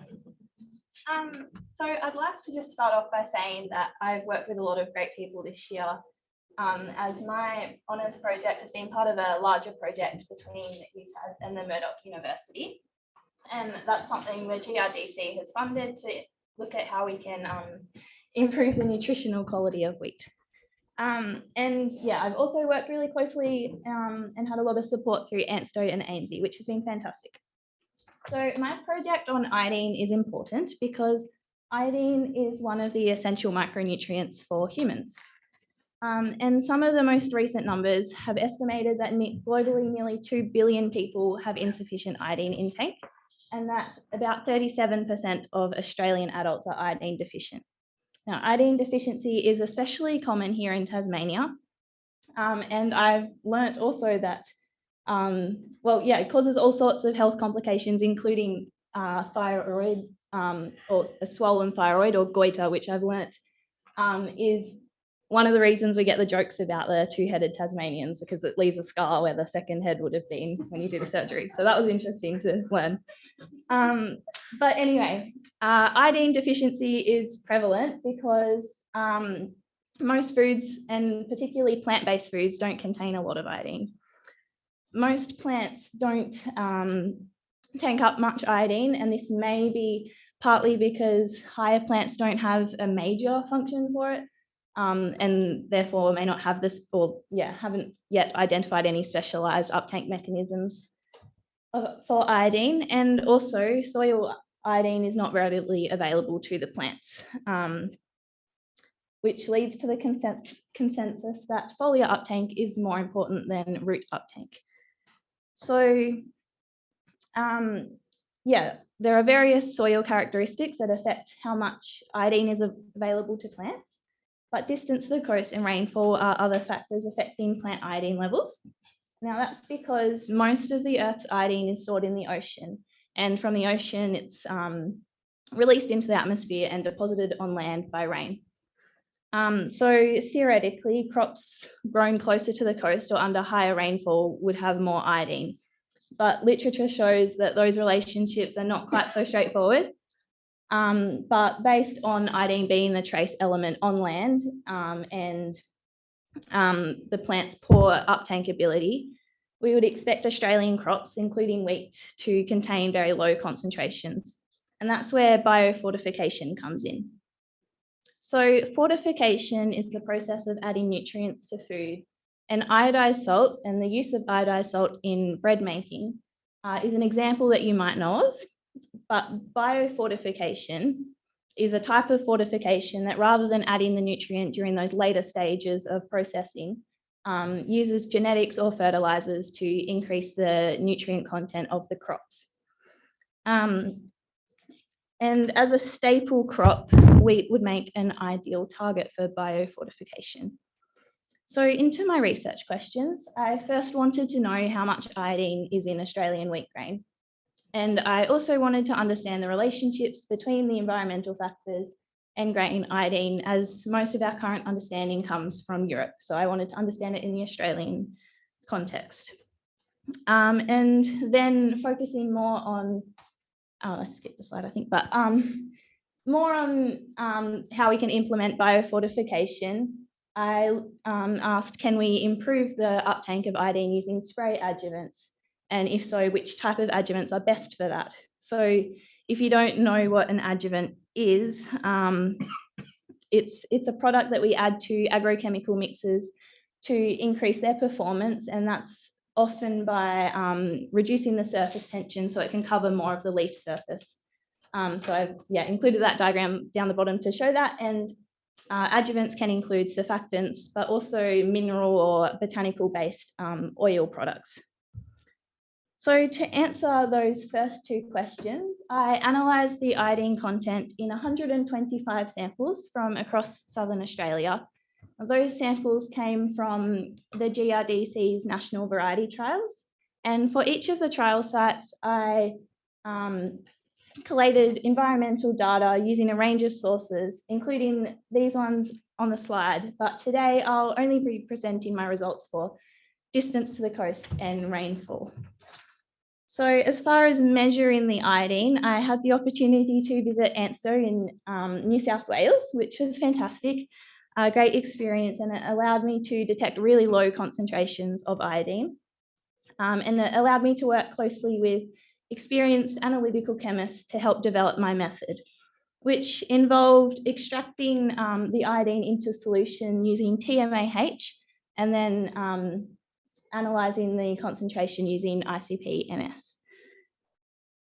So into some results, I found pretty conclusive evidence that wheat grain grown in Southern Australia contains very low concentrations of iodine. And yeah, so as you can see on the screen, most of those points are coloured purple, so contain no more than 10 micrograms per kilogram. And the range is fairly consistent with other major wheat producing countries, particularly India and Turkey, a little bit higher in China, but yeah, I can't make direct comparisons because slightly different methods, and also all those concentrations I detected were close to the limit of reporting, but fairly consistent. So yeah, there's a few yellow dots with the highest concentration, but they're all located at quite a distance from the coast, demonstrating that distance to the coast is not very clearly related to grain iodine. And we see that graphically as well. There's not a fair bit of variation and no real significance there. But for rainfall, linear regression models showed a significant relationship only for the 2021 data, but yeah, it was significant, but very, very weak with the R-square value of just 0.1. But it's an interesting result because it's kind of the opposite to what I expected. I thought grain under higher rainfall would have more iodine. But it could be explained by the rainfall causing more leaching of the iodine through the soils. So something to explore more for sure. And I will quickly go through my glasshouse experiment that I did to compare those adjuvants. So previous work has established that foliar applications of up to 0.05% potassium iodate applied once at heading and once at early milk are effective at increasing the iodine content of wheat. So I used that fertilizer application method as my control, as well as a water and a potassium chloride control. So I had 6 adjuvant treatments, which I chose after speaking with a local agronomist. And each of those products represents a unique category of adjuvant and an adjuvant that's used routinely in industry to improve like herbicide application or other fertilizers. So, and also, yeah, this grain iodine was analyzed in the same way as earlier with the NVT trial samples. All of the treatments that contain potassium iodate did increase the iodine content compared to the water and potassium chloride. compared to the potassium iodate control, Pulse obviously very significantly increased grain iodine. And Pulse is classified as an organosilicon product, which is a novel class of surfactant, sometimes described as a super surfactant. And it's got extreme leaf wetting and penetrating ability. So yeah, my research seems to support that and suggests that organosilicons such as Pulse may have an advantage over the more conventional adjuvants, at least for the purposes of biofortification. So to conclude, my research has provided the first data on iodine concentrations in Australian wheat, and we now have evidence that it contains very little iodine, like many other countries. And it shows that wheat doesn't contribute a lot of iodine to our diets, and that many wheat growing regions would be suitable for biofortification, including those close to the coast and with high rainfall. As I also didn't find any strong relationship with environmental factors. My glasshouse trial showed that foliar application of potassium iodate can successfully increase grain iodine, and that the effectiveness can be improved with the use of organosilicons and potentially other adjuvants.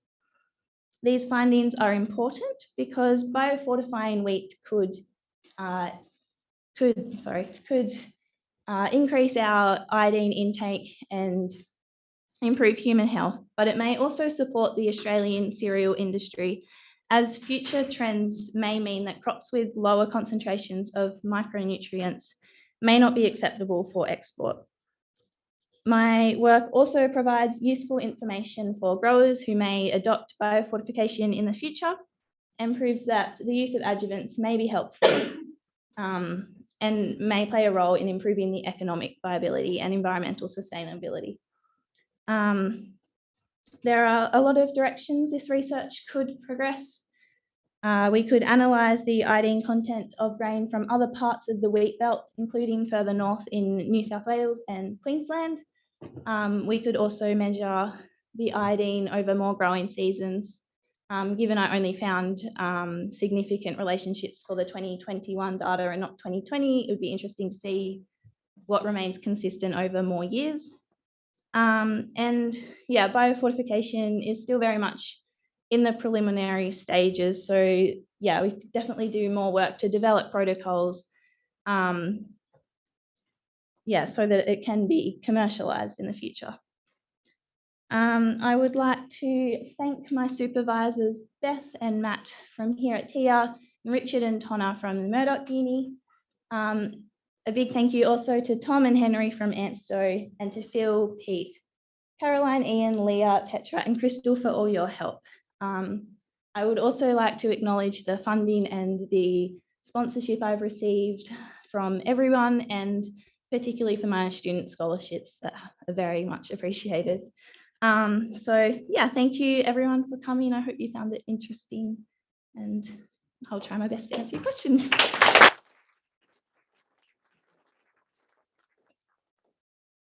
Awesome, thank you, Esther. Oh, crikey, so many questions. We'll start with Mike. Oh, what is the requirement of iodine in humans, and how does that relate to the wheat concentrations that you had? In other words, if I had a diet 100% of that wheat with those iodine concentrations, how short would I be? Yes.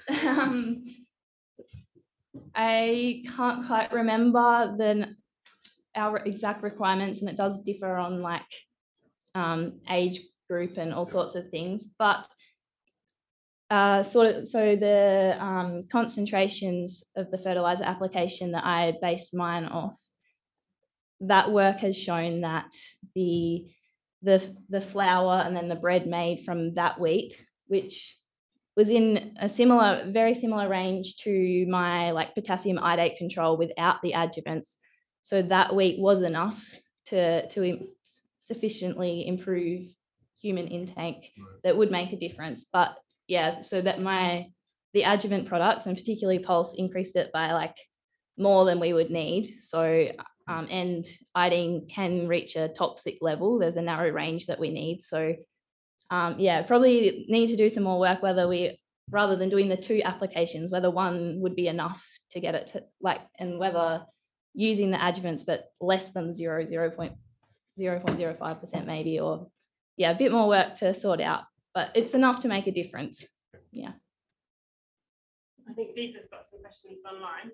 Not online. Oh, sorry, herself. Yeah, it's a very naive, simple question. How does biofortification compare to just direct consumption of iodine? Iodized salt, why would this be better than just having iodized salt?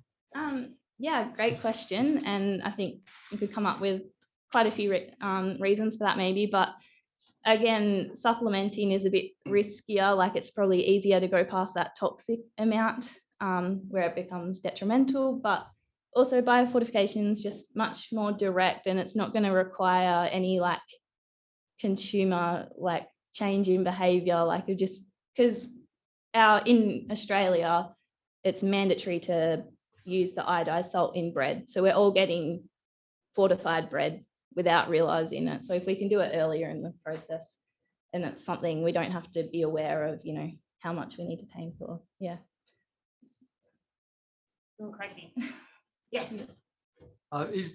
Thank you, Esther. This is a comment rather than a question. I'd be a little bit nervous about recommending Pulse on a crop. It does tend to have a more of a stripping action of a protective cuticle on the leaf. And the leaf exposes the crop more to pathogen.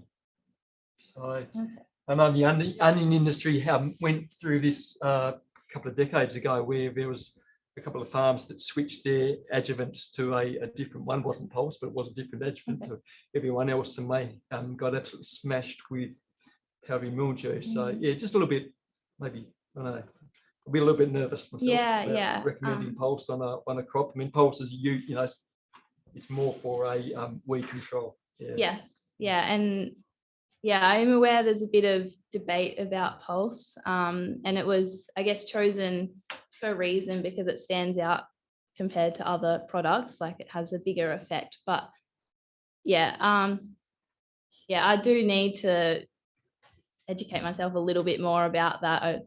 Yeah, kind of being. It shows it works. Yeah, exactly. It shows it's stripping off the cuticle and getting it into the plant. Yeah, exactly. But what else? That's not practical. Yeah. I think, Cara, do you have a question? Mine were covered by the first 2 questions. Oh, sorry. Yeah. Adele. From a human nutritional perspective, we know communities living at altitude have more thyroid problems than communities living near the sea. I mean, they could be eating sushi, for all I know, and seafood near the sea. Point is, and we also know iodine leaches. And so have you thought about altitude where the wheat is grown? So at higher altitude, I would surmise there would be less iodine in the soil than at lower, because it leaches downhill, and rain, you showed us the graph, helps. Yeah. So rain was really the only variable I looked at that showed any significant relationship. And I looked at elevation. I got that data for all the trial sites, and there was nothing there. But considering we do have generally more rain at higher elevations, and a lot of the trial sites, like where the wheat's grown, is all like pretty flat areas, particularly in WA and stuff. So it could have an effect, but yeah, I didn't find that. I think Deepa's got a question online. Mine from Tom Cresswell. Says, wonderful presentation, Esther. It says, have you considered conducting future studies with radioisotopes of iodine to trace the uptake and translocation rates under different application methods and times? Yeah, I think that would be very interesting to do.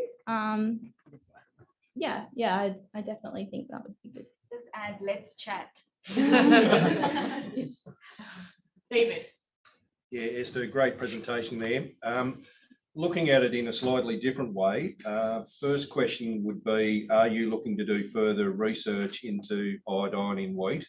And secondly, with feed wheat being an alternative for livestock production, the benefits of including iodised wheat into livestock production to then get into a human consumption point of view, is that something worth considering?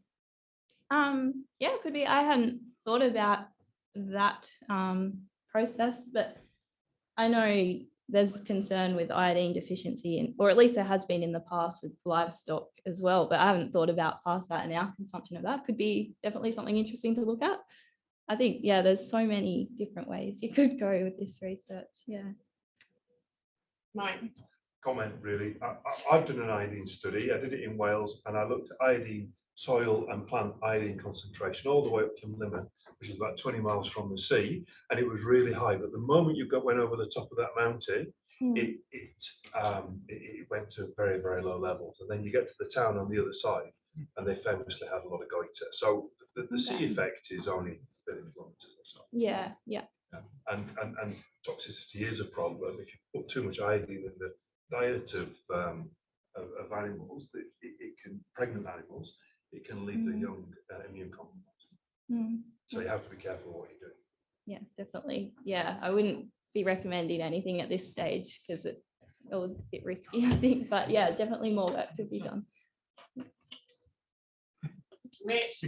I noticed the soil areas that you'd sampled, they're probably mostly sandy soils in WA, I'm guessing, and in South Australia, very calcareous soils. And none of those would have, well, I don't think, would have a lot of iron oxide. And I understand it's iodate, it's the dominant anion, monovalent anion, that iodine would be retained in soil. So it would be very interesting to see some of those other soils and whether you could get an index that would relate maybe soil colour, something simple that farmers could just say what their rough colour is to estimate iron oxide that may indicate how much iodate might be retained in the soil. Yeah, yeah.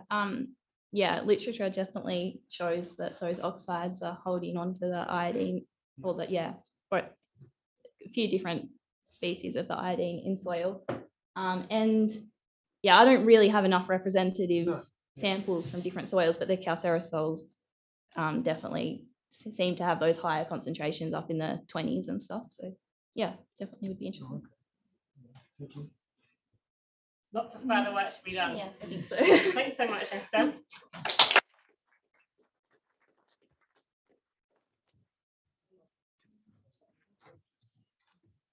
Next is Amy.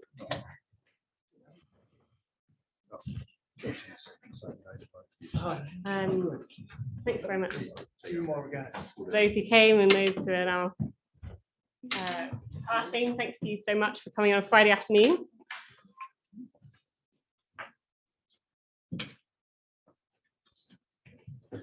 I've always promised myself never to write code on a Friday afternoon, but this is definitely preferable. It's just okay, awesome. All right. So I guess from the land and talking about land to sea distance to very much looking at things, the connection between the marine environment or marine things and land-based agriculture. So Amy's going to be talking about can Asparagopsis be grown on farm? Take it away, Amy. Thank you very much, Beth. Yes, my name is Amy, and I will be talking about my project that investigated if you can grow Asparagopsis on farm. To start at the beginning, I wanted to do a project that tackled climate change. It's a growing problem for the world, it's affected by greenhouse gases, and of course, agriculture is a major contributor. I wanted to focus on enteric methane because in the world, the industry, well, the entire world, methane contributes about 18% of the annual emissions. To narrow this a bit further, I wanted to focus on the Australian dairy industry because 57% of the sector's emissions are methane. This means that over half the emissions created by the sector are produced by animal digestion. This makes sustainable practice very difficult because when farming livestock, it is impossible to avoid digestion tracts. So how do we fix this? There is a native algae called Asparagopsis. This seaweed is important because it contains a bioactive called bromoform. This bromoform is volatile and can volatilize during cultivation and harvesting, but it is very special because it has the ability to inhibit methane production in ruminants.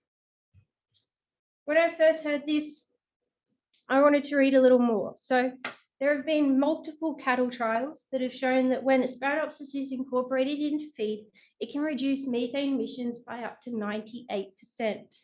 When I first read this, I was absolutely amazed. But then I was really baffled why nobody was using it. My answer was soon found in that there is a limited supply in Australia. We do not have enough land or ocean-based cultivation to produce the amount of Asparagopsis the rumen industry would require. This then led me to my project question of can we grow it on farm? I decided on 3 research questions. First of all, what is the scale and cost required to reduce farm-produced Asparagopsis? First of all, what sort of scale will we require?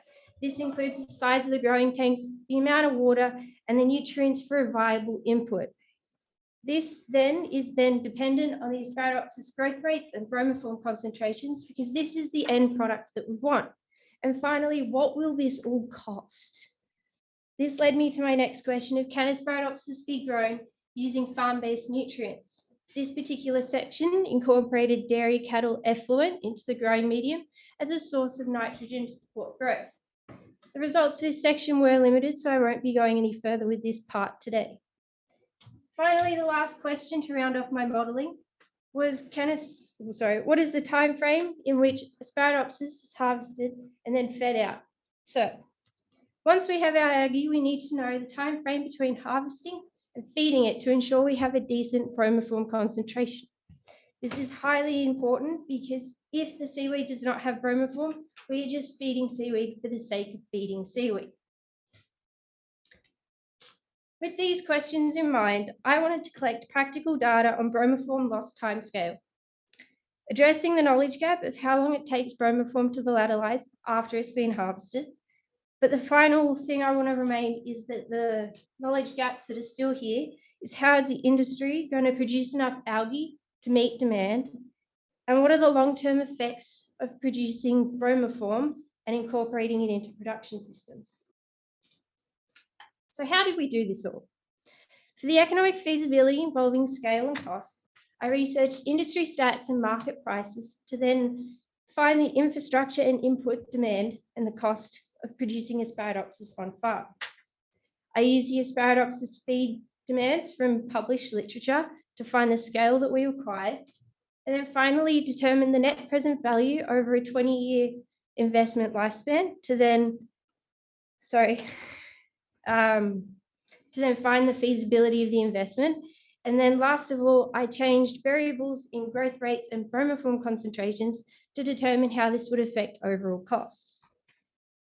For the harvesting section, I determined the shelf life of bromoform using 2 variables, time and temperature.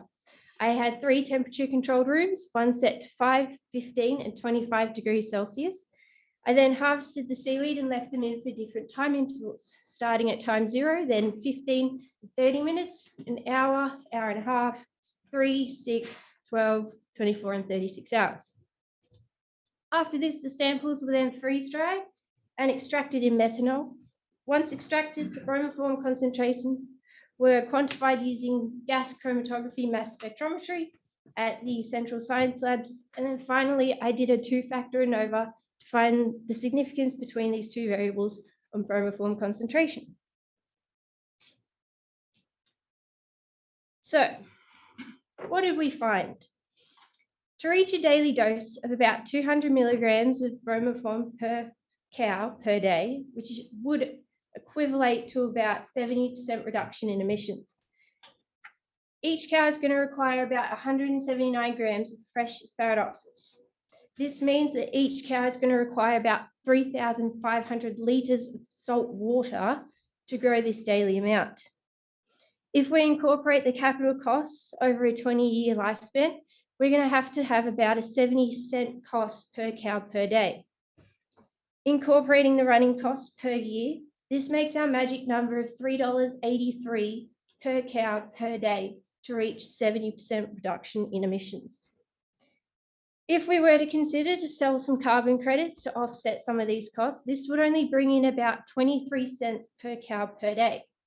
There's still quite a big gap that we need to figure out how to shrink to make costs equal income. But if we scale this up to an average herd of about 400 cows, it gets a little expensive. So for our herd of 400 cows, we would need about a 72 kilogram harvest each day to meet the required demand. When considering the cost of the tanks, the scale of land and water, it becomes a bit unrealistic. It would take 1.5 million litres of water to produce this much Asparagopsis for our cows. This is equivalent to about 30 swimming pools. Not only is the scale large, but the cost is big too.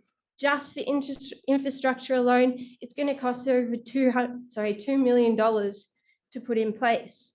If we're including the running costs, that's going to be just over $450,000 a year to maintain this.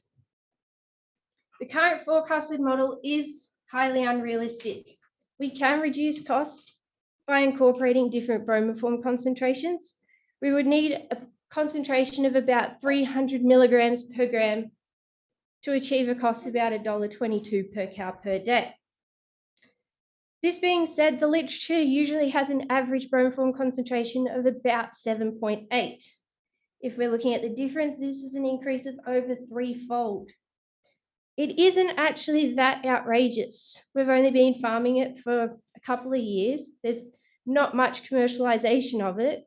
And if you think of the wheat industry, for example, they probably weren't making yields they are today back at day one of cultivation. So, moving on, the results for the bromoform shelf life were a completely different story. There was no significant interaction of temperature on bromoform concentration. This was clear from the box plots, as the data from each treatment is very, very similar. There was, however, an interaction of temperature and time on bromoform concentration. This was mostly due to the 15 degrees Celsius trial having very little impact over time. This is most likely due to the fact that it's the closest temperature to its preferred growing temperature of about 18 degrees Celsius. Time, however, did impact bromoform concentration as bromoform decreased over time. This was expected because the literature suggested it. It just wasn't quantified in published literature. I want to consider this trend in terms of bromoform retention. There is a percentage decrease in bromoform concentrations over time, especially after the 6-hour mark. I want to draw your attention to the final value at 36 hours. After averaging the results, the Asparagopsis retained around 31% of the initial bromoform found in the Asparagopsis tissue. This means that 69% of the initial bromoform presented in Asparagopsis was lost. In any production system, this is a very big problem. So what can we take away from all of this? To grow Asparagopsis on farm, there needs to be a fall in costs in infrastructure and inputs. Although capital is spread over a 20-year lifespan, the overall costs remain unrealistic when considering this is only a feed supplement. Second of all, costs could be controlled through changing the characteristics of Asparagopsis, so changing the growth rates and bromoform concentrations. This is going to take years of breeding and refinement to become plausible. In addition, we now know the rate of bromoform volatilization after Asparagopsis has been harvested, with low percentage retention after a single day of being harvested. The turnaround between harvesting and feeding needs to be quick, otherwise the Asparagopsis needs processing to preserve the bromoform. So in terms of next steps, increasing production of Asparagopsis in Australia. If this is going to be our method of reducing methane emissions in our rumen livestock, I would recommend that we need to increase production a lot. There are currently only 3 companies that have got licenses to commercially produce Asparagopsis in Australia, this being CH4 Global, sea forest, and sea stock. Second of all, we need to know how to feed out this stuff quickly if this model is going to be implemented. So if it is implemented and we know the short shelf life of bromoform, the method and timing of feeding needs to be better defined. I chose the dairy industry because they are milked and fed twice a day. So incorporating a feed supplement is relatively easy. But how would this sort of model fit to something like beef grazing when there's very little human interaction? Lastly, I'd like to thank my supervisory team, Beth, Richard, and Jeff for all their help this year. It's been amazing. To Tia for running the honours program and supporting my project, to IMAS and Katrina for all their help. Also the Agricultural Development Project for sponsoring my bromoform analysis. And lastly, Sea Forest, the initial Asparagopsis stock I got at the beginning of the year, and to Master and Rocky for all their help in the lab. Thank you very much. Any questions?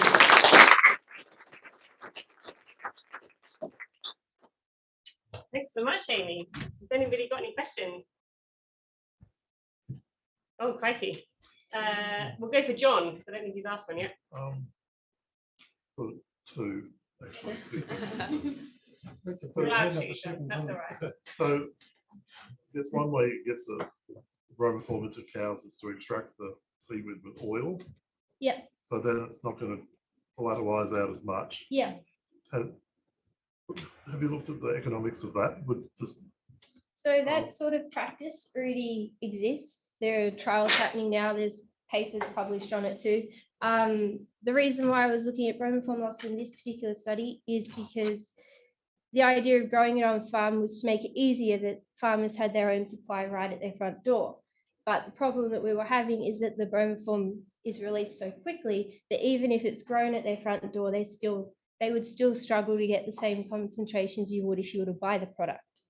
So some sort of processing is needed. yeah, so they either freeze dry it to store it in there, or like you said, the oil immersion. And just the other question, have people looked at other alternative macroalgae or other types of algae for bromoform? There are other algae with bromoform present, but Asparagopsis is ideal because it had the highest concentrations and it's also native to Australia. So it kind of fit really nicely, yeah. I think Deepa's got some questions online. From Rowan. What causes the reduction in bromoform? So it's a halogen. So it volatilizes just like all the other halogens. It's just the chemistry of it. It's released quickly, and the Asparagopsis obviously doesn't have the biochemical mechanisms to keep it from doing that.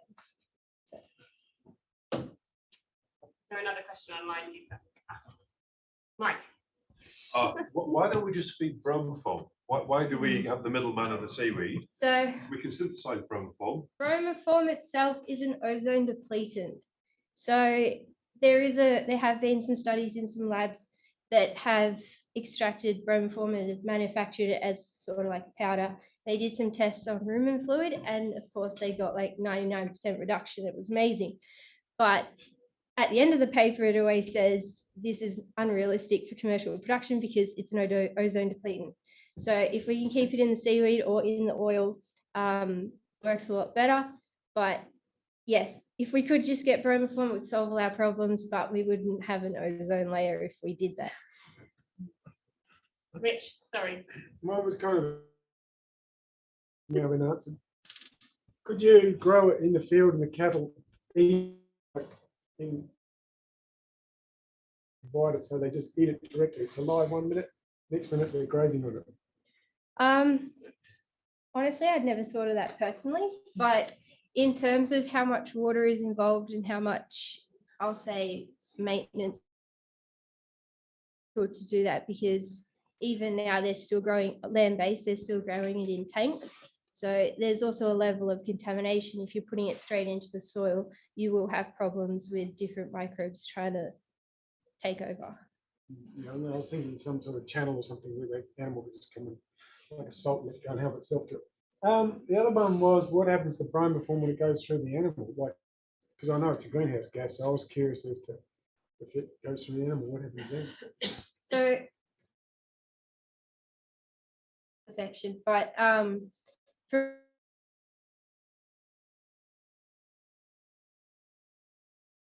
inhibited the methogenesis, so like different parts of it change and it's no longer.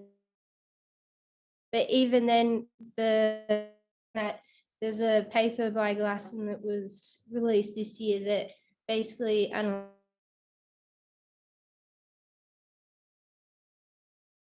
particularly impacted, or at least not enough to worry about it. Awesome, thank you. I think Deepa's got a question online. Yes, from Bianca. Related, could the bromoform producing genes be put into a pasture plant so that it can low concentration? That sounds very nice. I don't know how well genetics go between algae and land-based plants. I'm not that much of an expert. It would be something very interesting to investigate. So yeah, no, definitely worth looking into. I'll see what I can find. When I was in WA, they were planting seagrasses more for restoration purposes. Yep. So could we farm, more actively farm, sort of thinking about the green revolution with wheat and rice and so forth. And my agronomy is not brilliant, but could we, individuals that have much higher levels, could we propagate them? Could we plant them? Could we fertilise them? Like, is that a realistic possibility in the long term, or is that not possible? So definitely treating it as any other crop and trying to get the best yield and the best growth rates, definitely. It's just our initial stock isn't that big to pick from at the moment. With only 3 companies commercially producing it, if you think of how many farmers do oats or wheat or barley or something like that, the gene pool isn't that big to actually try and select. So once more and more people start making this, well then yes, we'll be able to engineer it better.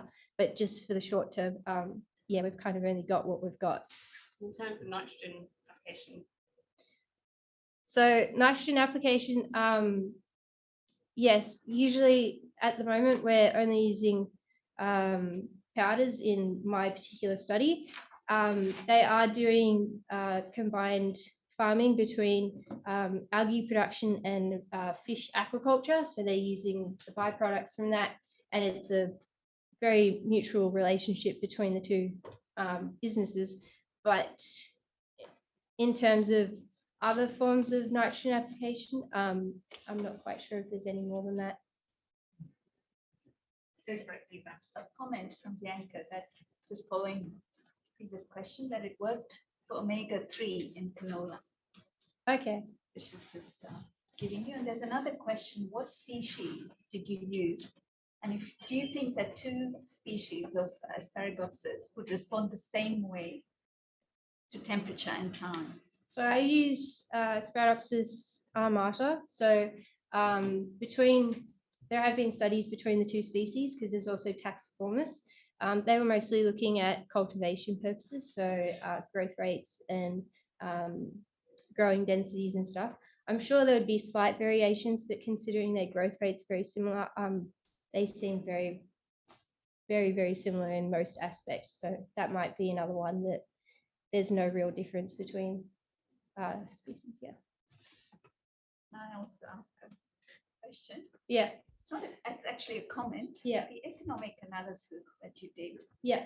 It's very useful to know where we stand today. Yeah. But that's probably more of financial analysis, because that's the direct cost. Yeah. There's often the cost of doing nothing, which is not accounted. It's the Yeah. cost of emissions, cost that the whole industry is already incurring but not paying.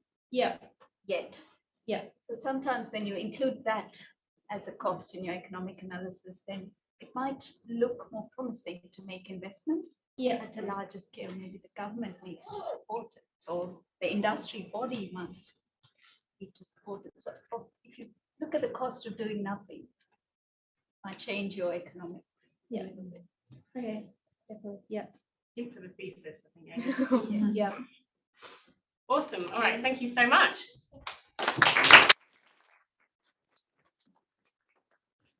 Stuart?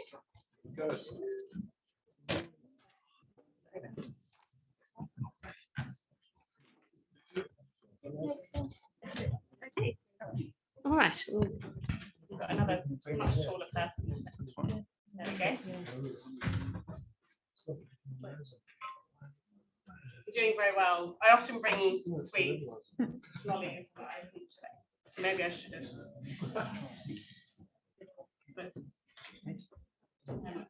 Chair aerobics for a second. Right. Okay, cool. So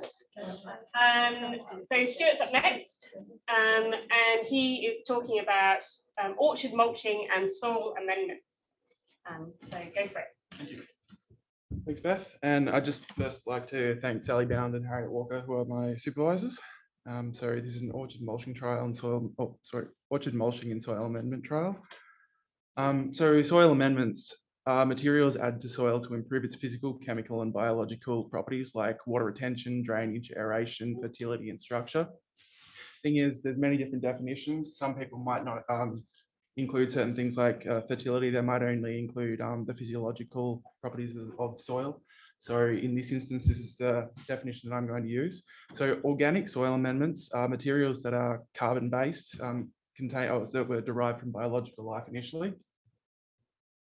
When it comes to organic growers, they can't use synthetic fertilizers. So in this instance, they're limited by the number of amendments available to them. So let's say in synthetic fertilizers. So what's the purpose of using organic amendments in this instance? So there's many previous research articles regarding improved water holding capacity, decreased bulk density, temperature mediation, improved fertility as a result of organic amendments in soil. And but in this instance, but it's not by all organic materials. So it does differ by different organic materials because they're made up of different things. And in every geological location, we have access to different organic materials from local industries as a waste product. So we should be trying to use those waste products and implement them in a way that could be potentially beneficial in soils or in agriculture. Regional studies like this one could be useful for that because it does differ. So a compost from one region might be totally different because it originated from different products initially. So organic amendments, they're specifically they're maybe layered on the soil surface or incorporated into the soil itself.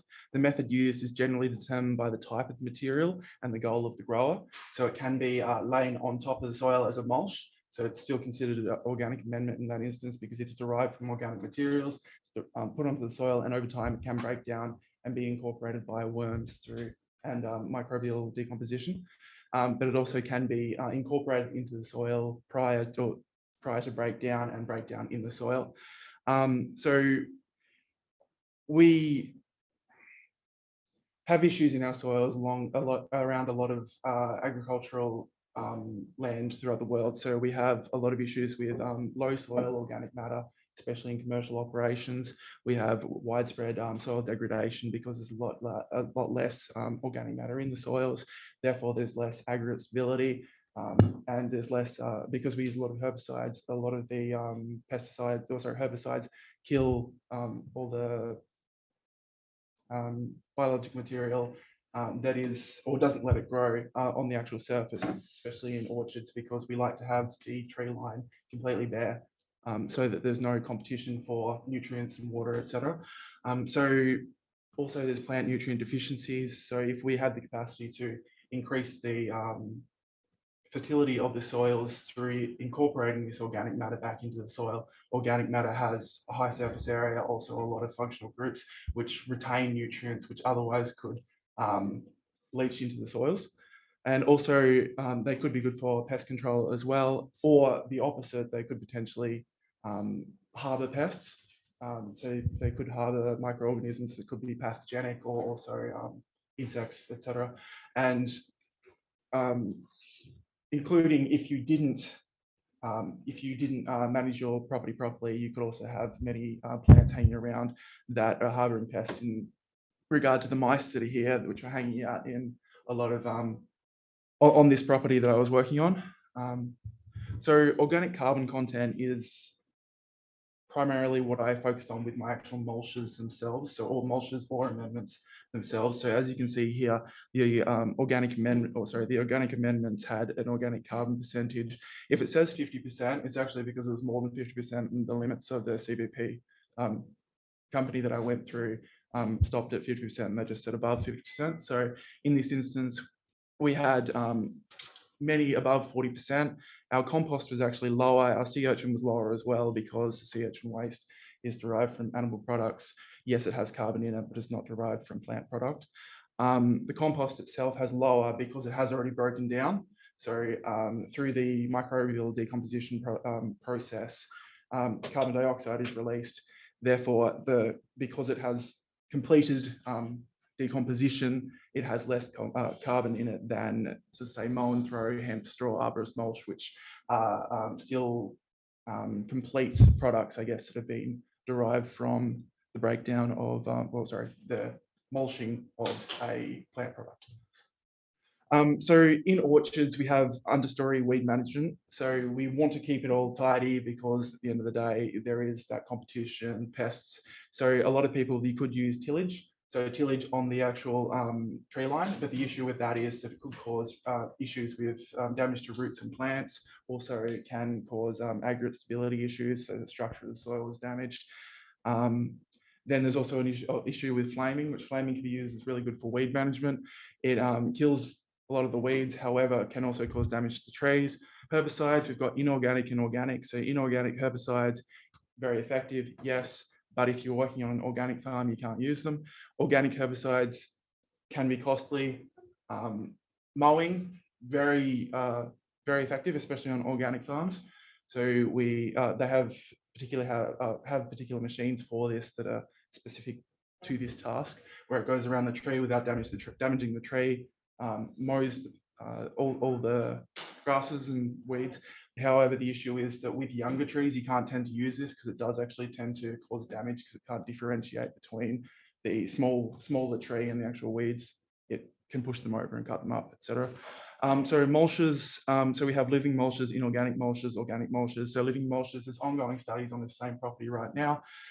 These living mulches are plants that are alive, they're integrating into the soil, and they have a lot of processes going on within the soil and above ground with insects. Inorganic mulches, we have inorganic mulches derived from rock products. So it could potentially be, sorry, I lost the word. I'll skip that for now. Inorganic mulches, we can also use black plastic mulches, panda plastic, which is black and white either side. It is effective in warming soils, in also keeping weeds off. However, issues in summer periods when it is too hot, also reduces the amount of water that can actually infiltrate. And also in an organic farm, you may not want plastic that potentially could not biodegrade, but it does break down into smaller particles, making microplastics. So in this instance, I'm using organic mulches and soil amendments because over time they will break down. Meaning that they can assimilate their nutrients into the soil as well. So the trial site is R&R Smith, about 5 kilometres away from Ranelagh in South Tasmania. It's 2-year-old pink lady apple trees planted July 2020 on M111 rootstock in north-south orientation with 3.5 metre row spacing. So 3.5 between the rows spacing and 1.2 metre tree spacing. So between each tree is 1.2 metres. Trial rows range from 110 on the, if you look at the bottom image here, so it was 110 at this end and it is 120 at this end. So the entire area covered was about 0.4 hectares.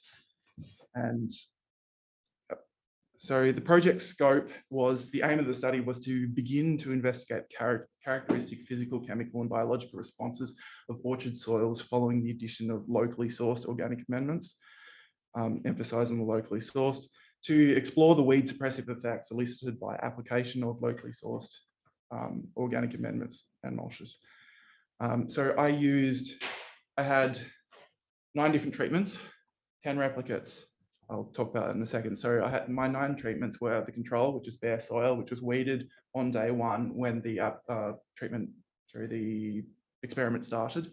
And then I had wood chips, which is hardwood wood chips. I didn't use pine because there have been issues in previous research with pine and soil acidity as a result. Hardwood wood chips hopefully don't have that issue. And it seemed in my study that they didn't. I won't have a table there for that. But mow and throw, which is typically what they use in organic orchards. So they mow the tree line and then they throw the mowings back onto the tree line. Coarse compost, which is borrowed from Cherries, Tasmania. And it's a compost that, it was a waste product from them. They have a compost producing business already. Wow. Compost producing business. They produce compost, they screen it. These were the product that was not screened, so it was left on top, and then they chucked it back in a mulcher and they chucked it off to the side because it wasn't actually fully composted. So it's coarse, not completely composted, but it is a compost byproduct. We've got arborist mulch, common from arborists, hemp straw. This is brought from the hemp industry. I don't think it's actually a waste product in this instance, but if medicinal cannabis does occur in the future, that could be an option using hemp straw from medicinal cannabis, because you don't take it from the plant itself, you take it from flower.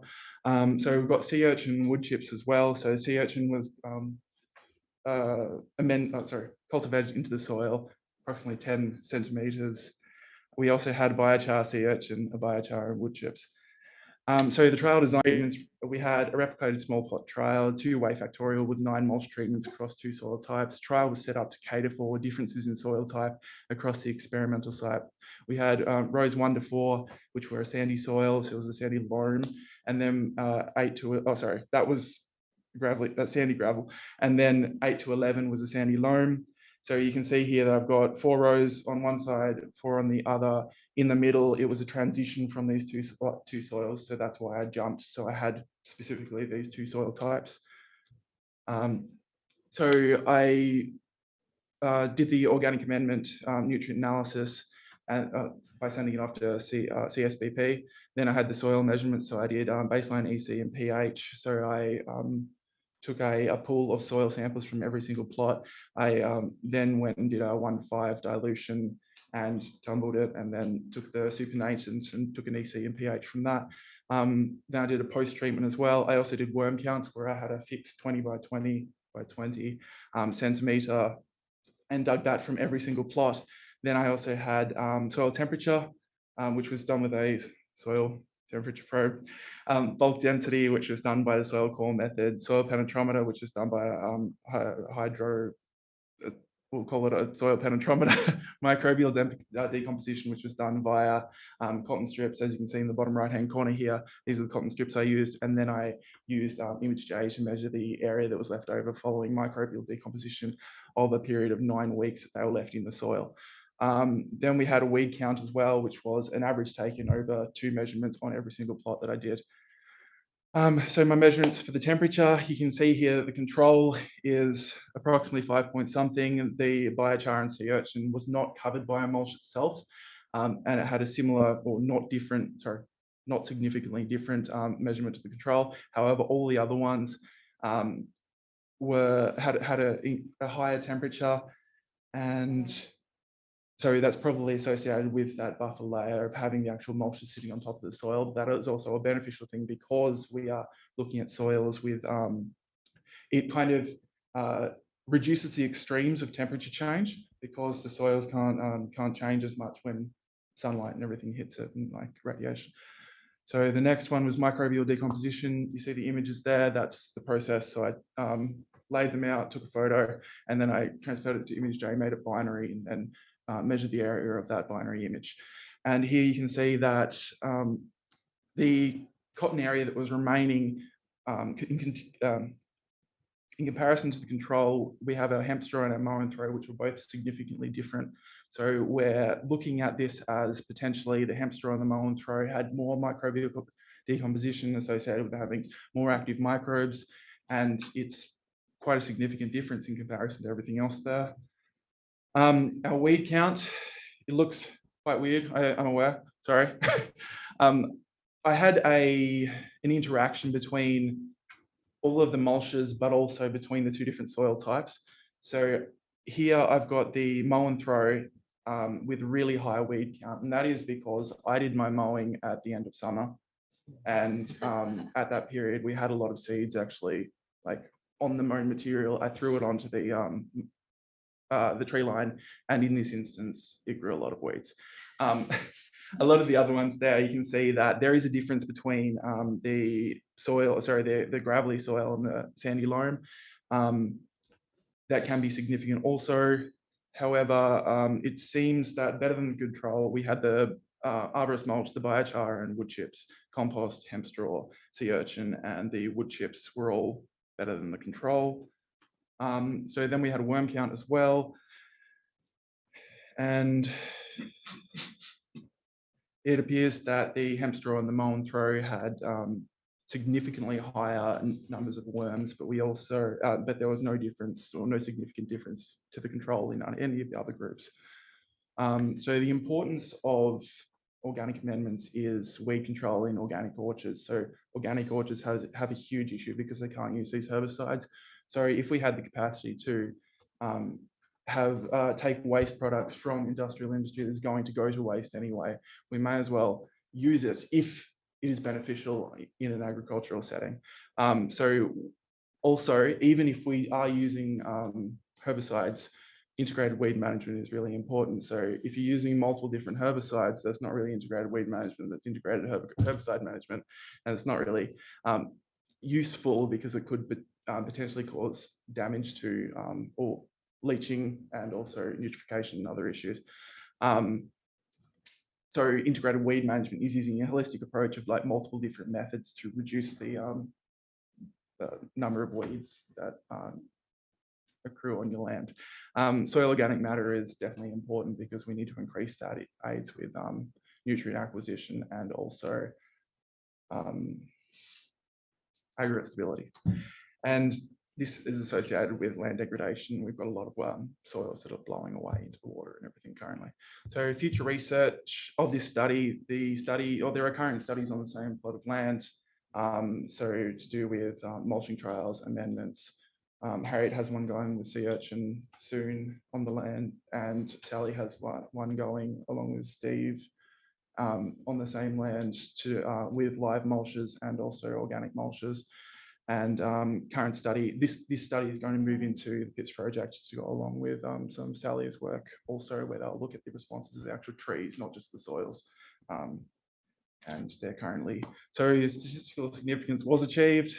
However, at this point, there's not enough information. I used this experiment in a way to further my knowledge in a method or in a direction that could potentially benefit the PIPS project. So I applied all the mulches and I looked at the soils. I used multiple different methods so that I myself could improve my understanding of the methods used and laboratory. So further long-term investigations are required, and this study will go on for a number of years. And there is a growing body of evidence and interest in this field because waste products and acknowledgements. Thanks, Sally and Harriet. Scott Price from R&R Smith, Nick Hansen from Cherries, Tasmania, Pacific Pyrolysis, ex-hemp, True South and Tas Institute and University of Tas. That was 20 minutes, I'm sorry.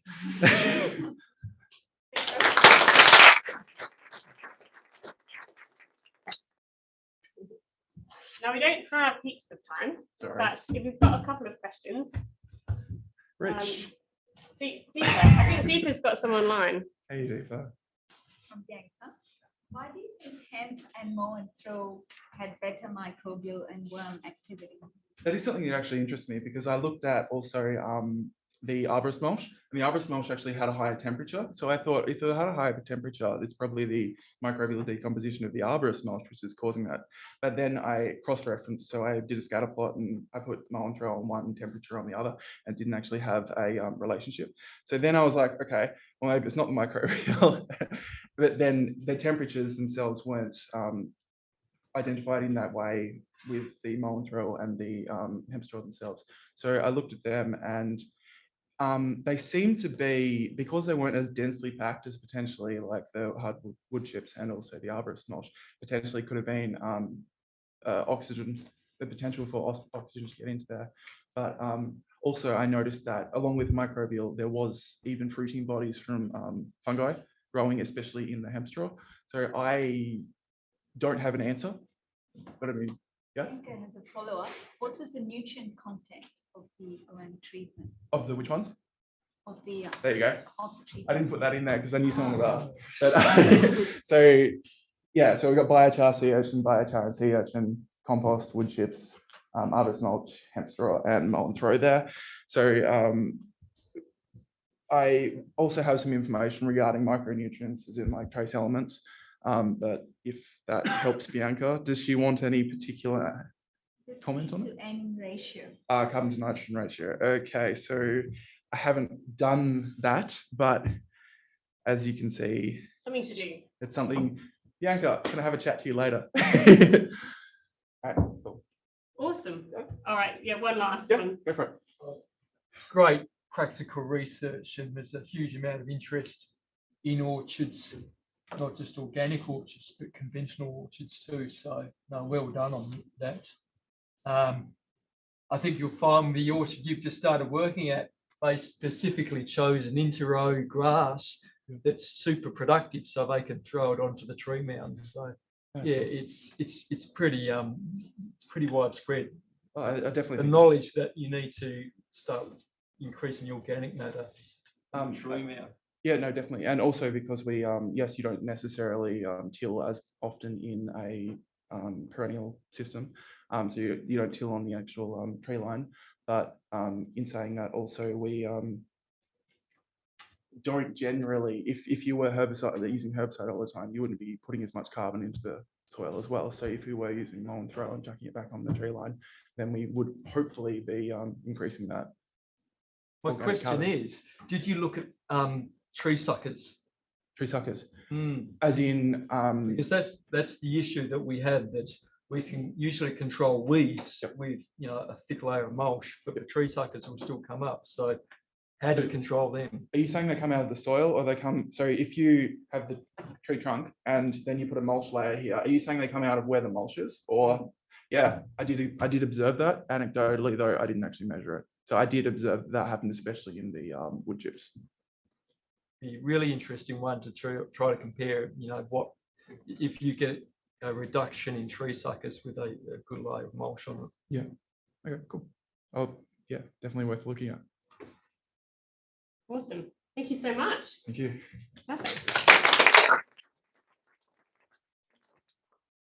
Okay. Well, the last honours student before we move on to master's students. So last but most definitely not least, is Lilia. So she's just making her way up.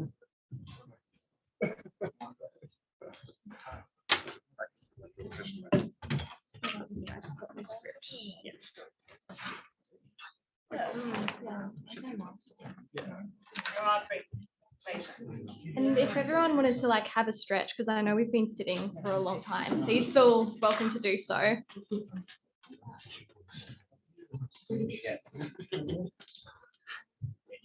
Can be like that. Often we have a break, but it's very difficult sometimes to decide whether to have some in the morning, some in the afternoon, or whether to just plow through. So we decided to plow through. Awesome. All right. Yes.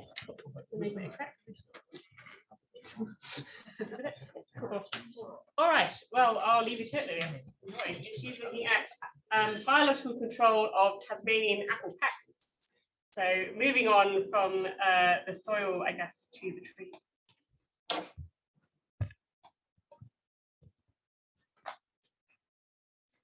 Nature has introduced great variety into the landscape, but man has displayed a passion for simplifying us.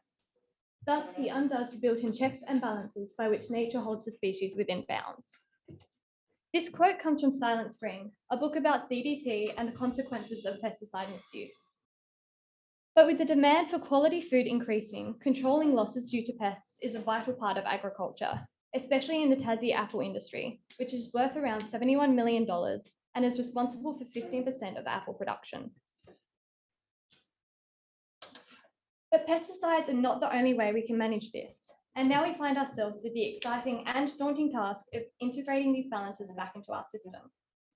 So diverse ecological communities create inherent resilience in natural systems, as there are those beneficial insects that control the pest populations. Think of a ladybug eating an aphid.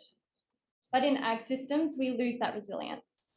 It's often the case that when we spray for a specific pest, we're knocking about the beneficials as well. And this leads to secondary consequences like pest reinsurgences when they otherwise wouldn't have been an issue. So integrated pest management is an approach that tries to account for this diversity instead of diminishing it. So there's a few ways we can integrate this resilience back into our fields. Classical control is when we introduce and establish native enemies for long-term pest management. Augmentative control is the alternative if the enemy can't establish, and management is then achieved through continual re-releases. This is then complemented by conservation control, which has two essential principles: do no harm and enhance biodiversity. Practices that benefit diversity are encouraged, like planting flora resources. Natural enemies require refuge, mating sites, and food sources, so increasing the availability of this through flora resources increases their survival and population. And it also supports a diversity of enemies in really competitive systems like ag, which then intensifies the predation pressure on the pests. So there's a complex of natural enemies that are used as biocontrol in Tassie orchards, and I'm going to introduce you to a few today. The first thing to know is that they're all parasitoids, which means that they require another host for their development, and it's at the host's expense. So essentially, think the chest bursting scene in Aliens.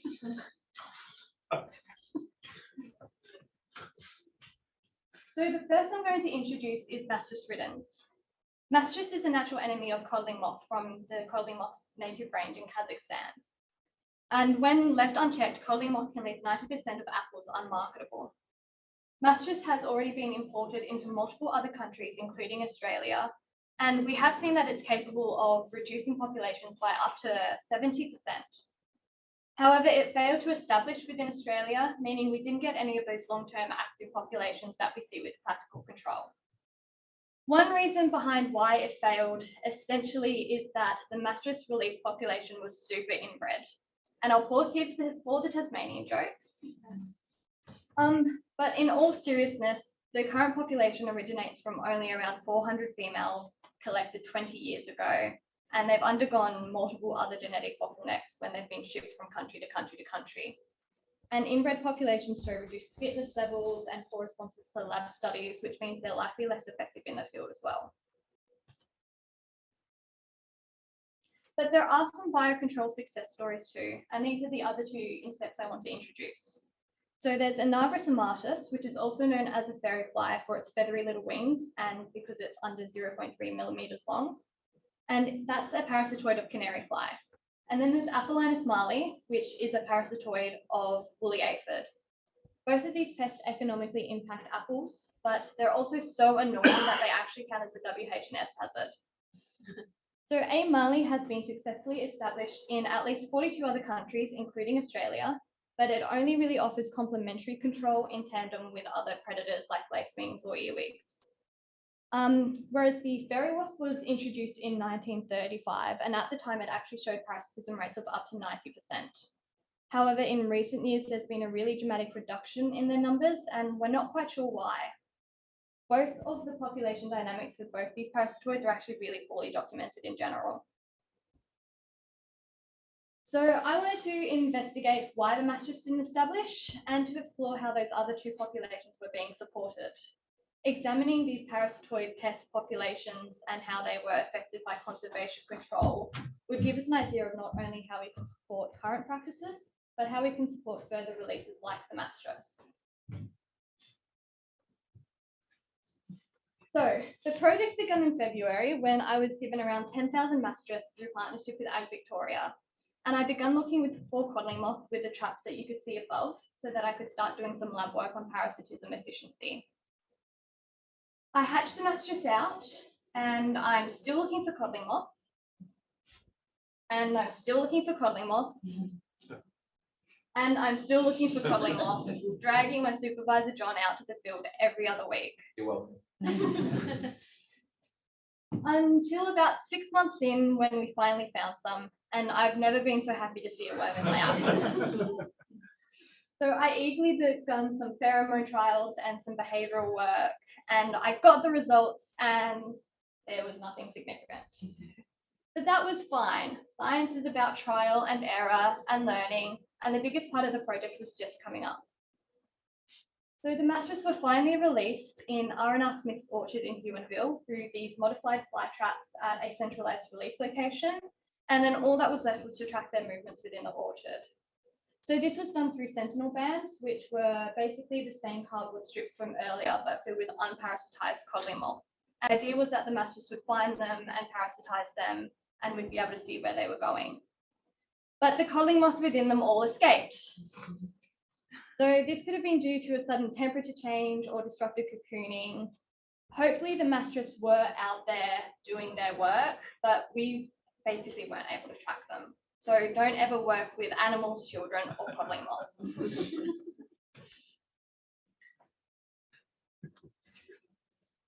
So after all of that, my focus shifted to the conservation project.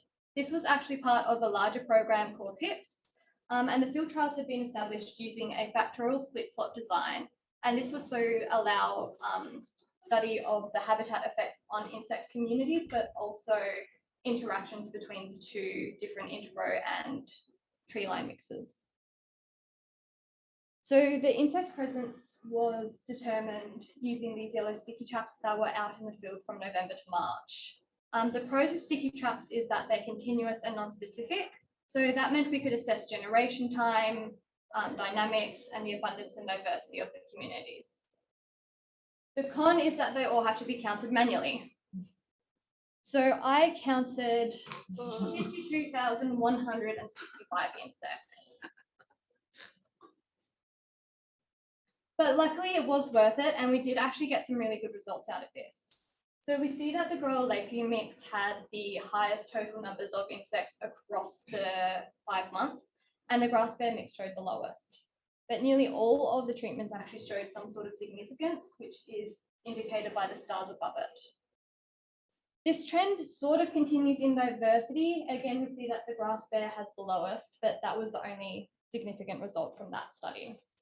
But diversity indexes can be a little bit misleading because they're non-linear in nature and they can provide slightly biased results. So a better visualization is a non-metric multi-dimensional scaling. So rather than using totals to give us a measure per treatment, this shows us just how the diversity is actually changing across the treatments. Essentially, the closer two treatments are, the more similar their corresponding species were. And then we can also see what species prefer which treatment by how close they appear to it. So this is just looking at the interrow treatments, and we can see that there's a fairly broad overlap over species. But then when we look at the tree lines treatments, we see a much more distinct community preferences. And it makes sense that what's under the trees is affecting what's in the canopies. So as well as looking at the treatments, I looked at how things were changing over time. And that's where we see some really interesting patterns emerging. The good news is that a lot of the IPM is actually working really well. When we look at a generalized pest and predators, we see that the predator numbers are tracking the pests, which indicates some sort of predator-prey relationship. And we see the same thing with the Amali. Their generations are syncing up really well, so there's at least some level of control going on. But now have a look at the fairy wasp and the canary fly. Can you see the difference? Both drop really sharply in January, but then where the canary fly numbers begin to recover, the fairy wasp just doesn't. And when we actually look at the spray schedule for this farm, we see that this dramatic drop is actually coinciding for when they're spraying for codling moth. So parasitoids are generally a little bit more sensitive to these things, and clearly the fairy wasp just isn't able to recover. And this is then leading to that complete lack of control for the canary fly. So these results highlight why increasing our resilience is actually so important.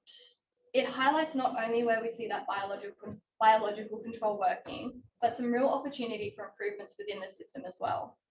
We see that really good control of the pests by the predators and the Amali, but when we're spraying to avoid that bad coddling damage, we're just ending up with a different problem with the canary fly.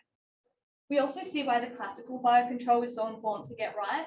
If we were able to establish the mass stress, then we'd be able to fill that missing control niche of the codling. So we then wouldn't have to spray, and we then wouldn't be having those issues with the canary fly later. So that helps with those two principles from earlier about doing no harm and enhancing biodiversity, and we'd be left with a much stronger orchard. So both of these projects are actually ongoing. Up in Victoria, they've managed to procure a new, more genetically diverse line of mass stress, and already they're showing much better results to lab studies, which indicates a lot of our issues probably did stem from inbreeding. As for the conservation control program, it's only the first of what's a 5-year project, and already we're seeing some really good results. So it'll be interesting to see what happens as the populations get more established and patterns become more obvious. So it's not easy to sum up a year's worth of work in 12 minutes. And I wanted to leave you guys with some photos that highlighted just how diverse the sticky trap catches actually were. I also sincerely hope I've convinced you to believe how important this diversity is to our systems, and that including them in it leaves us a lot stronger for their resilience. I also just want to thank Ag Victoria, the PIPS program, and the Fruit Growers Association for all their help, as well as my two great supervisors, John and Steve, who I couldn't have done this without. Are there any questions?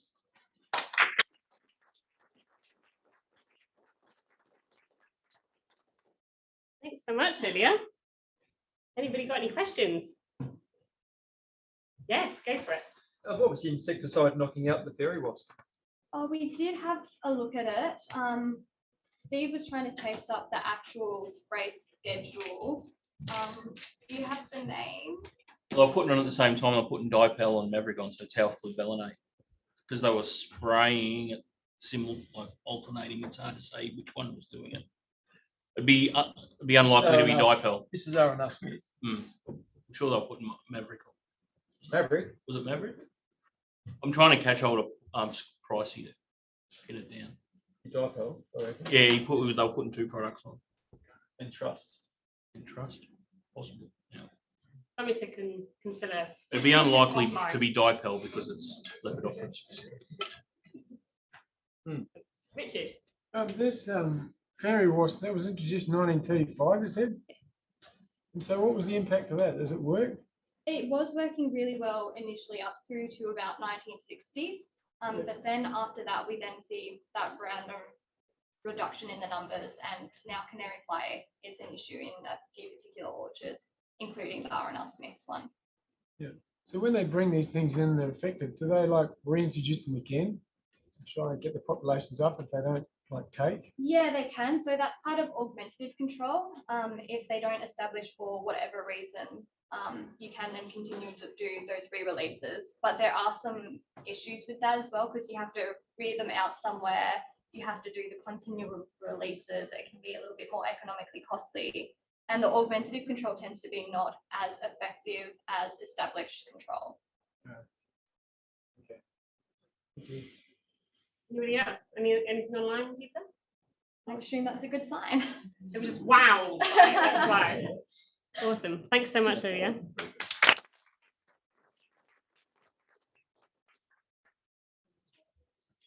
Awesome. Okay, Isaac's up next, making his way. We're getting closer and closer to drinks and nibbles, don't you worry. But we've got lots more interesting things to talk about, I'm sure, between now and then.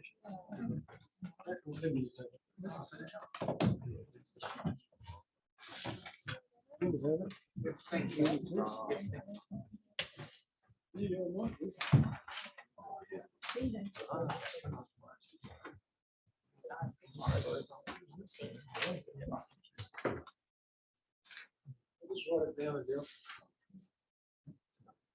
Izaac is one of our Masters of Applied Science students.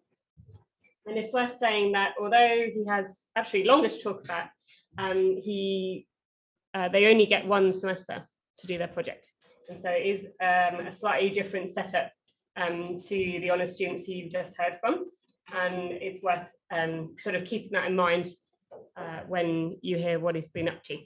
So Izaac is here today to talk about natural capital as a farm management tool. and the barriers and opportunities associated with that. So thanks very much.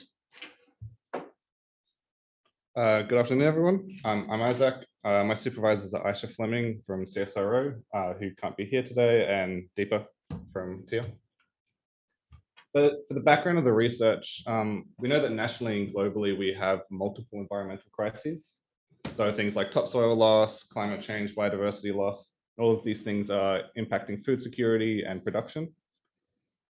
And research has shown that natural capital could be a tool to help farmers who have a large share of the land holding become even better stewards for the environment. But primarily, it will be a tool that will help them be valued for the work that they do more. And this research is following on from the Perennial Prosperity Team at CSIRO, who's looking at using natural capital accounting to increase agroforestry usage. And it's primarily a follow-on because I'm analyzing some of the interviews that they had done, but had not previously analyzed. So the research questions are to try and understand the barriers that are in place to adopting natural capital accounting, specifically the CSIRO developed system as a tool for managing farm assets, and then looking at the policy implications of these findings. But first we have to talk about what natural capital is. So this definition that we're using is quite a common one, but a human-centric and not contested, it is contested definition. But so natural capital is the stock of renewable and non-renewable resources, such as water, soil, plants, and minerals that yield a benefit to humans in the economy. And so natural capital accounting is then just taking a stock of these assets and accounting for their flows to and from the environment, economy, and society. So the knowledge gap that we identified is that primarily the research is looking at natural capital accounting on a national scale or a regional scale, sometimes an international scale. And there's very little research that's been done on using it as a farm management tool or looking at it on a farm scale. There's also very little research on it within Australia, but that's changing now with the Perennial Prosperity Team and the one at La Trobe. So for example, the UK produces a national report for their natural capital every year. So for the first method of analysis, we use discourse analysis for analyzing the interviews. So to identify the barriers, we have to understand the implicit values and narratives that are being told. And discourse analysis can get to the heart of that. So when you do that, you start to break down the interviews down to their smallest component, which is usually on a sentence or a paragraph scale. And then you provide that with a code which highlights the meaning within the code, within the text. So for example, here, we've got a quote that says, I got a quote from South Pole to do all of our plantations, $200,000.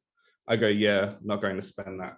So the code that was assigned to that demonstrates the financial burden of natural capital accounting for farmers.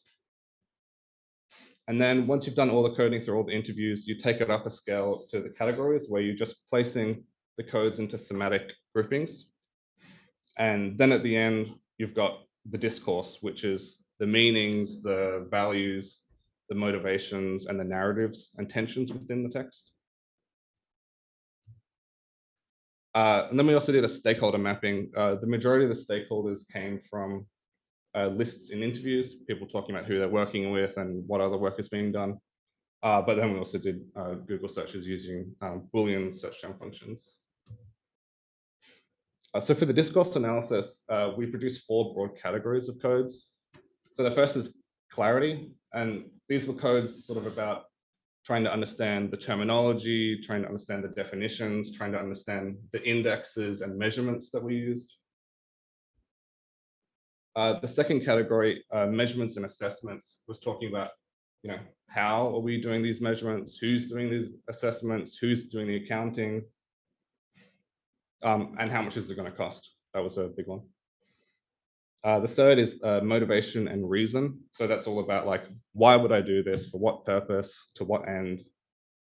And the final one, standardization, which has some overlap with measurement and assessment, but it's about who's providing the data, how are we deciding what value we're placing to things, how are we deciding what indexes we're using, or what methodology we're using to get this results.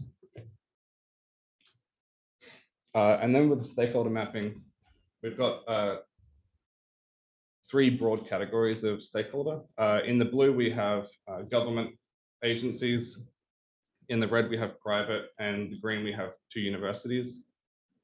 So you'll notice the arrows indicate research links, and you'll notice that the majority of them have no research links.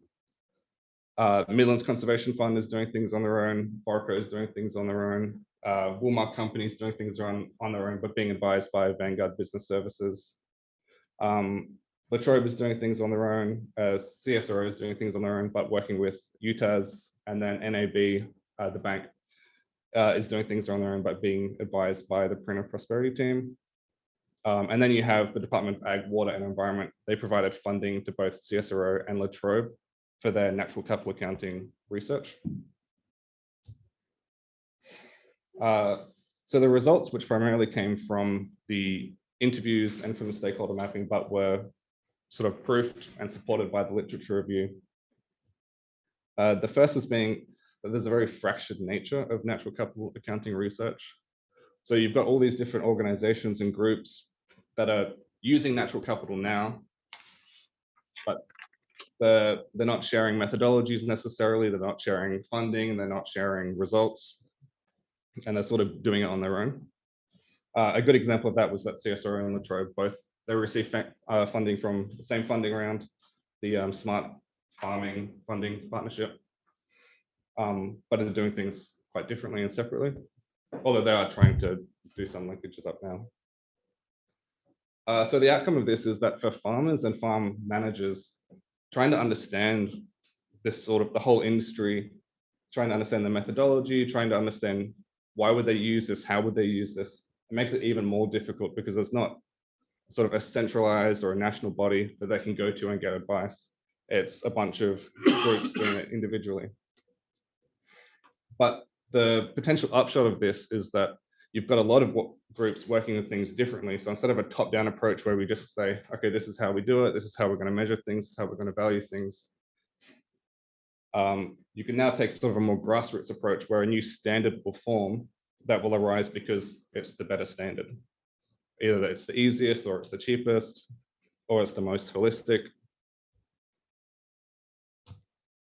The second result is that there are a lot of different implicit values and motivations. This ties into the last one, is that because all these organizations have different reasons and motivations for doing it, their methodologies are different because they're trying to achieve a different purpose.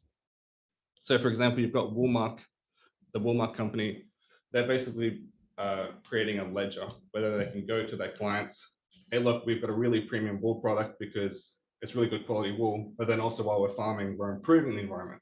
So you should pay more because we're worth more. Then you've got NAB, they're including natural capital accounting into their systems. One as a part of sort of social and corporate responsibility, but also as to reduce their risk when they're lending to farmers. Because if a farm has good natural capital, they're probably looking after the farm, they're likely to have higher income, they're less likely to lose it, so they can lend money to them more safely. Then you've got Environment New South Wales, they're going on their own, and they're just trying to increase the farm gate value within New South Wales. Then you've got CSRO trying to increase uptake of agroforestry, and then you have Latrobe trying to increase investment opportunities. The third result is that there needs to be an incentive for farmers and farm managers to do this because it can be an extremely expensive thing to do. And at the moment, there is not a national market for most of this except for carbon farming. But as we know, there's some issues with that as well. But this incentive doesn't necessarily have to be a financial one. It doesn't have to be funding. It's not necessarily has to be a carbon credit scheme. It could be a cultural or a social incentive where if people can go, hey, look, I've got a farm and I'm looking after the land here. They could increase their social license. They could make it easier to find people to work on their farm. They could make it easier for people to buy their products because they go, okay, they're looking after the farm. I should buy their products, so I can support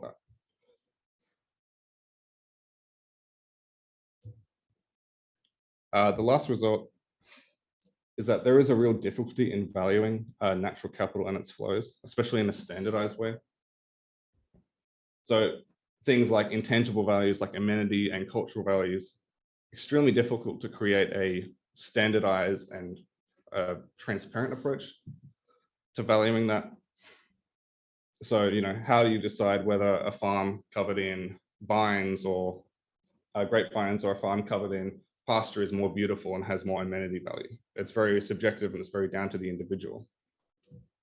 But amenity value has a huge impact on land value if they're going to resell it, but there's no transparency in the calculation of that. Another thing we realized is that the spatial and time dimensions of natural capital, it changes. So if you're trying to sell carbon credits, it's no worries, like, you can sell a carbon credit to a Russian oil firm, no worries, because carbon's global.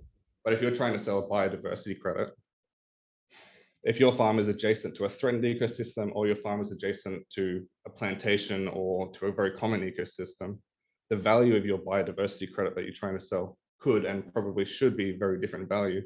But as of yet, there's no transparent way where you can go, where a farmer could look at it and go, okay, I'm next to this sort of ecosystem, so if I put off this amount of land to conservation, it would be worth this much. There's no way of knowing.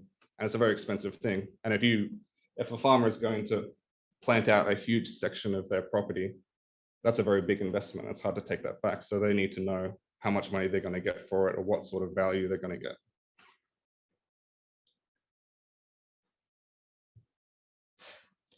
So for outcomes, there is a huge lack of assurances and clarity for farmers and managers. They just, there are a lot of farmers that in the interviews that wanted to do this stuff. They thought it was really cool. They wanted to do better for the environment. They wanted to do better for their community. But it's a huge investment for them. And if they have no assurances for how to do it or what sort of outcomes they're going to get, or they have no clarity on actually how to do it, they're not going to do it. Potential opportunities, though, is that there is a huge potential for diversified income and positive valuations of their properties. So Environment New South Wales is giving funding now for farmers to farm carbon credits, but also biodiversity credits, which is a market that they're trying to pioneer. And because there's so many different organizations and groups working on trying to create their own system, there's a potential for a lot of things that you wouldn't, a lot of sort of inventions that you wouldn't necessarily realize if you did a top-down approach. So in conclusion, natural capital accounting can be a really good tool to increase the income of farms, but also to increase the sustainability and protection of the environment. But for this to be done, there needs to be some sort of federal system or policy to try and bring together these different groups and to bring some clarity and assurances to the farmers that are doing this. Those are my references. Thank you for listening, everyone.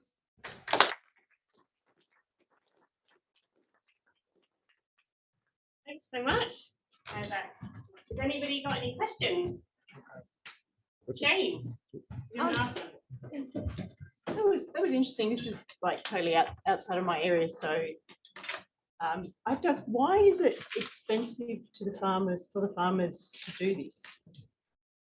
So if you're trying to measure your natural capital, you have to do sort of soil measurements, you have to do water quality measurements, Okay, you need to so do it's all- biodiversity measurements and a bunch of other things that you could list, and getting all these professionals out there and to do that, especially if you have a farm that's hundreds of acres or thousands of acres, that's extremely expensive. Rich?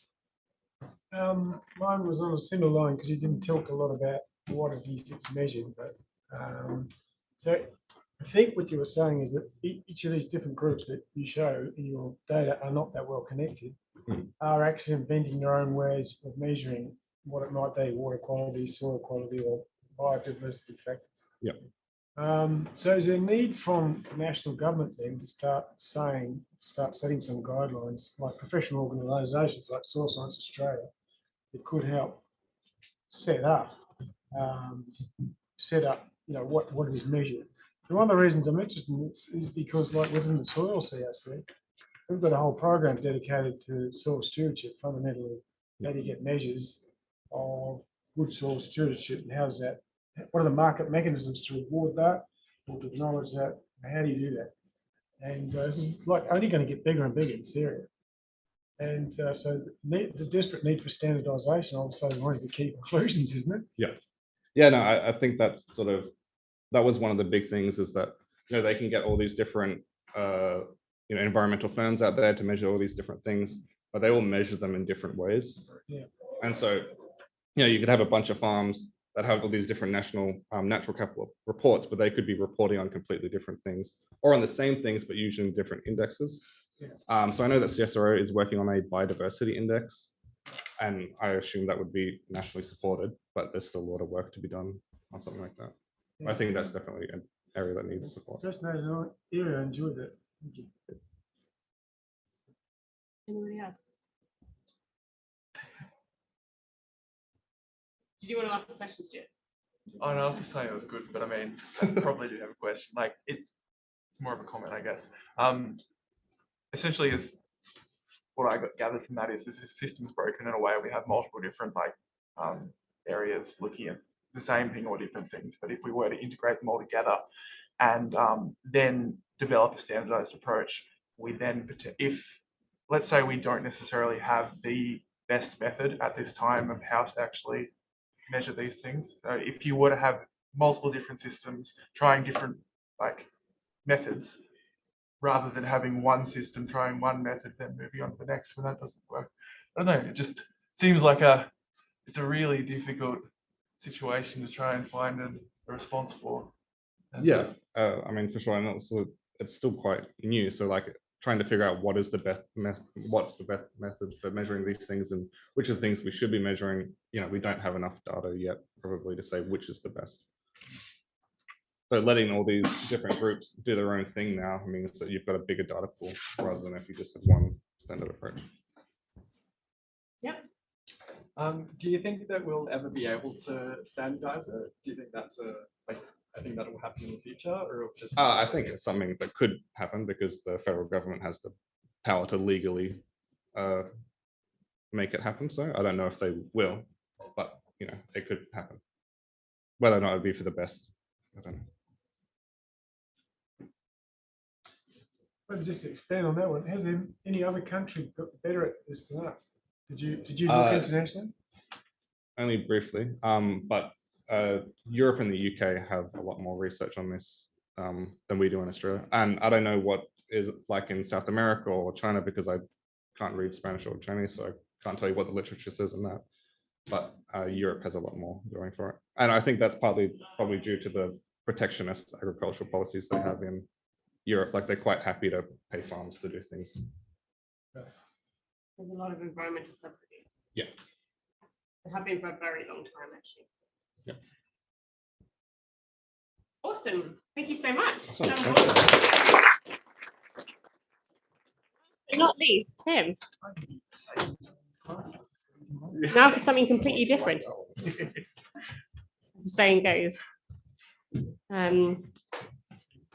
So yes, we've been looking a lot at production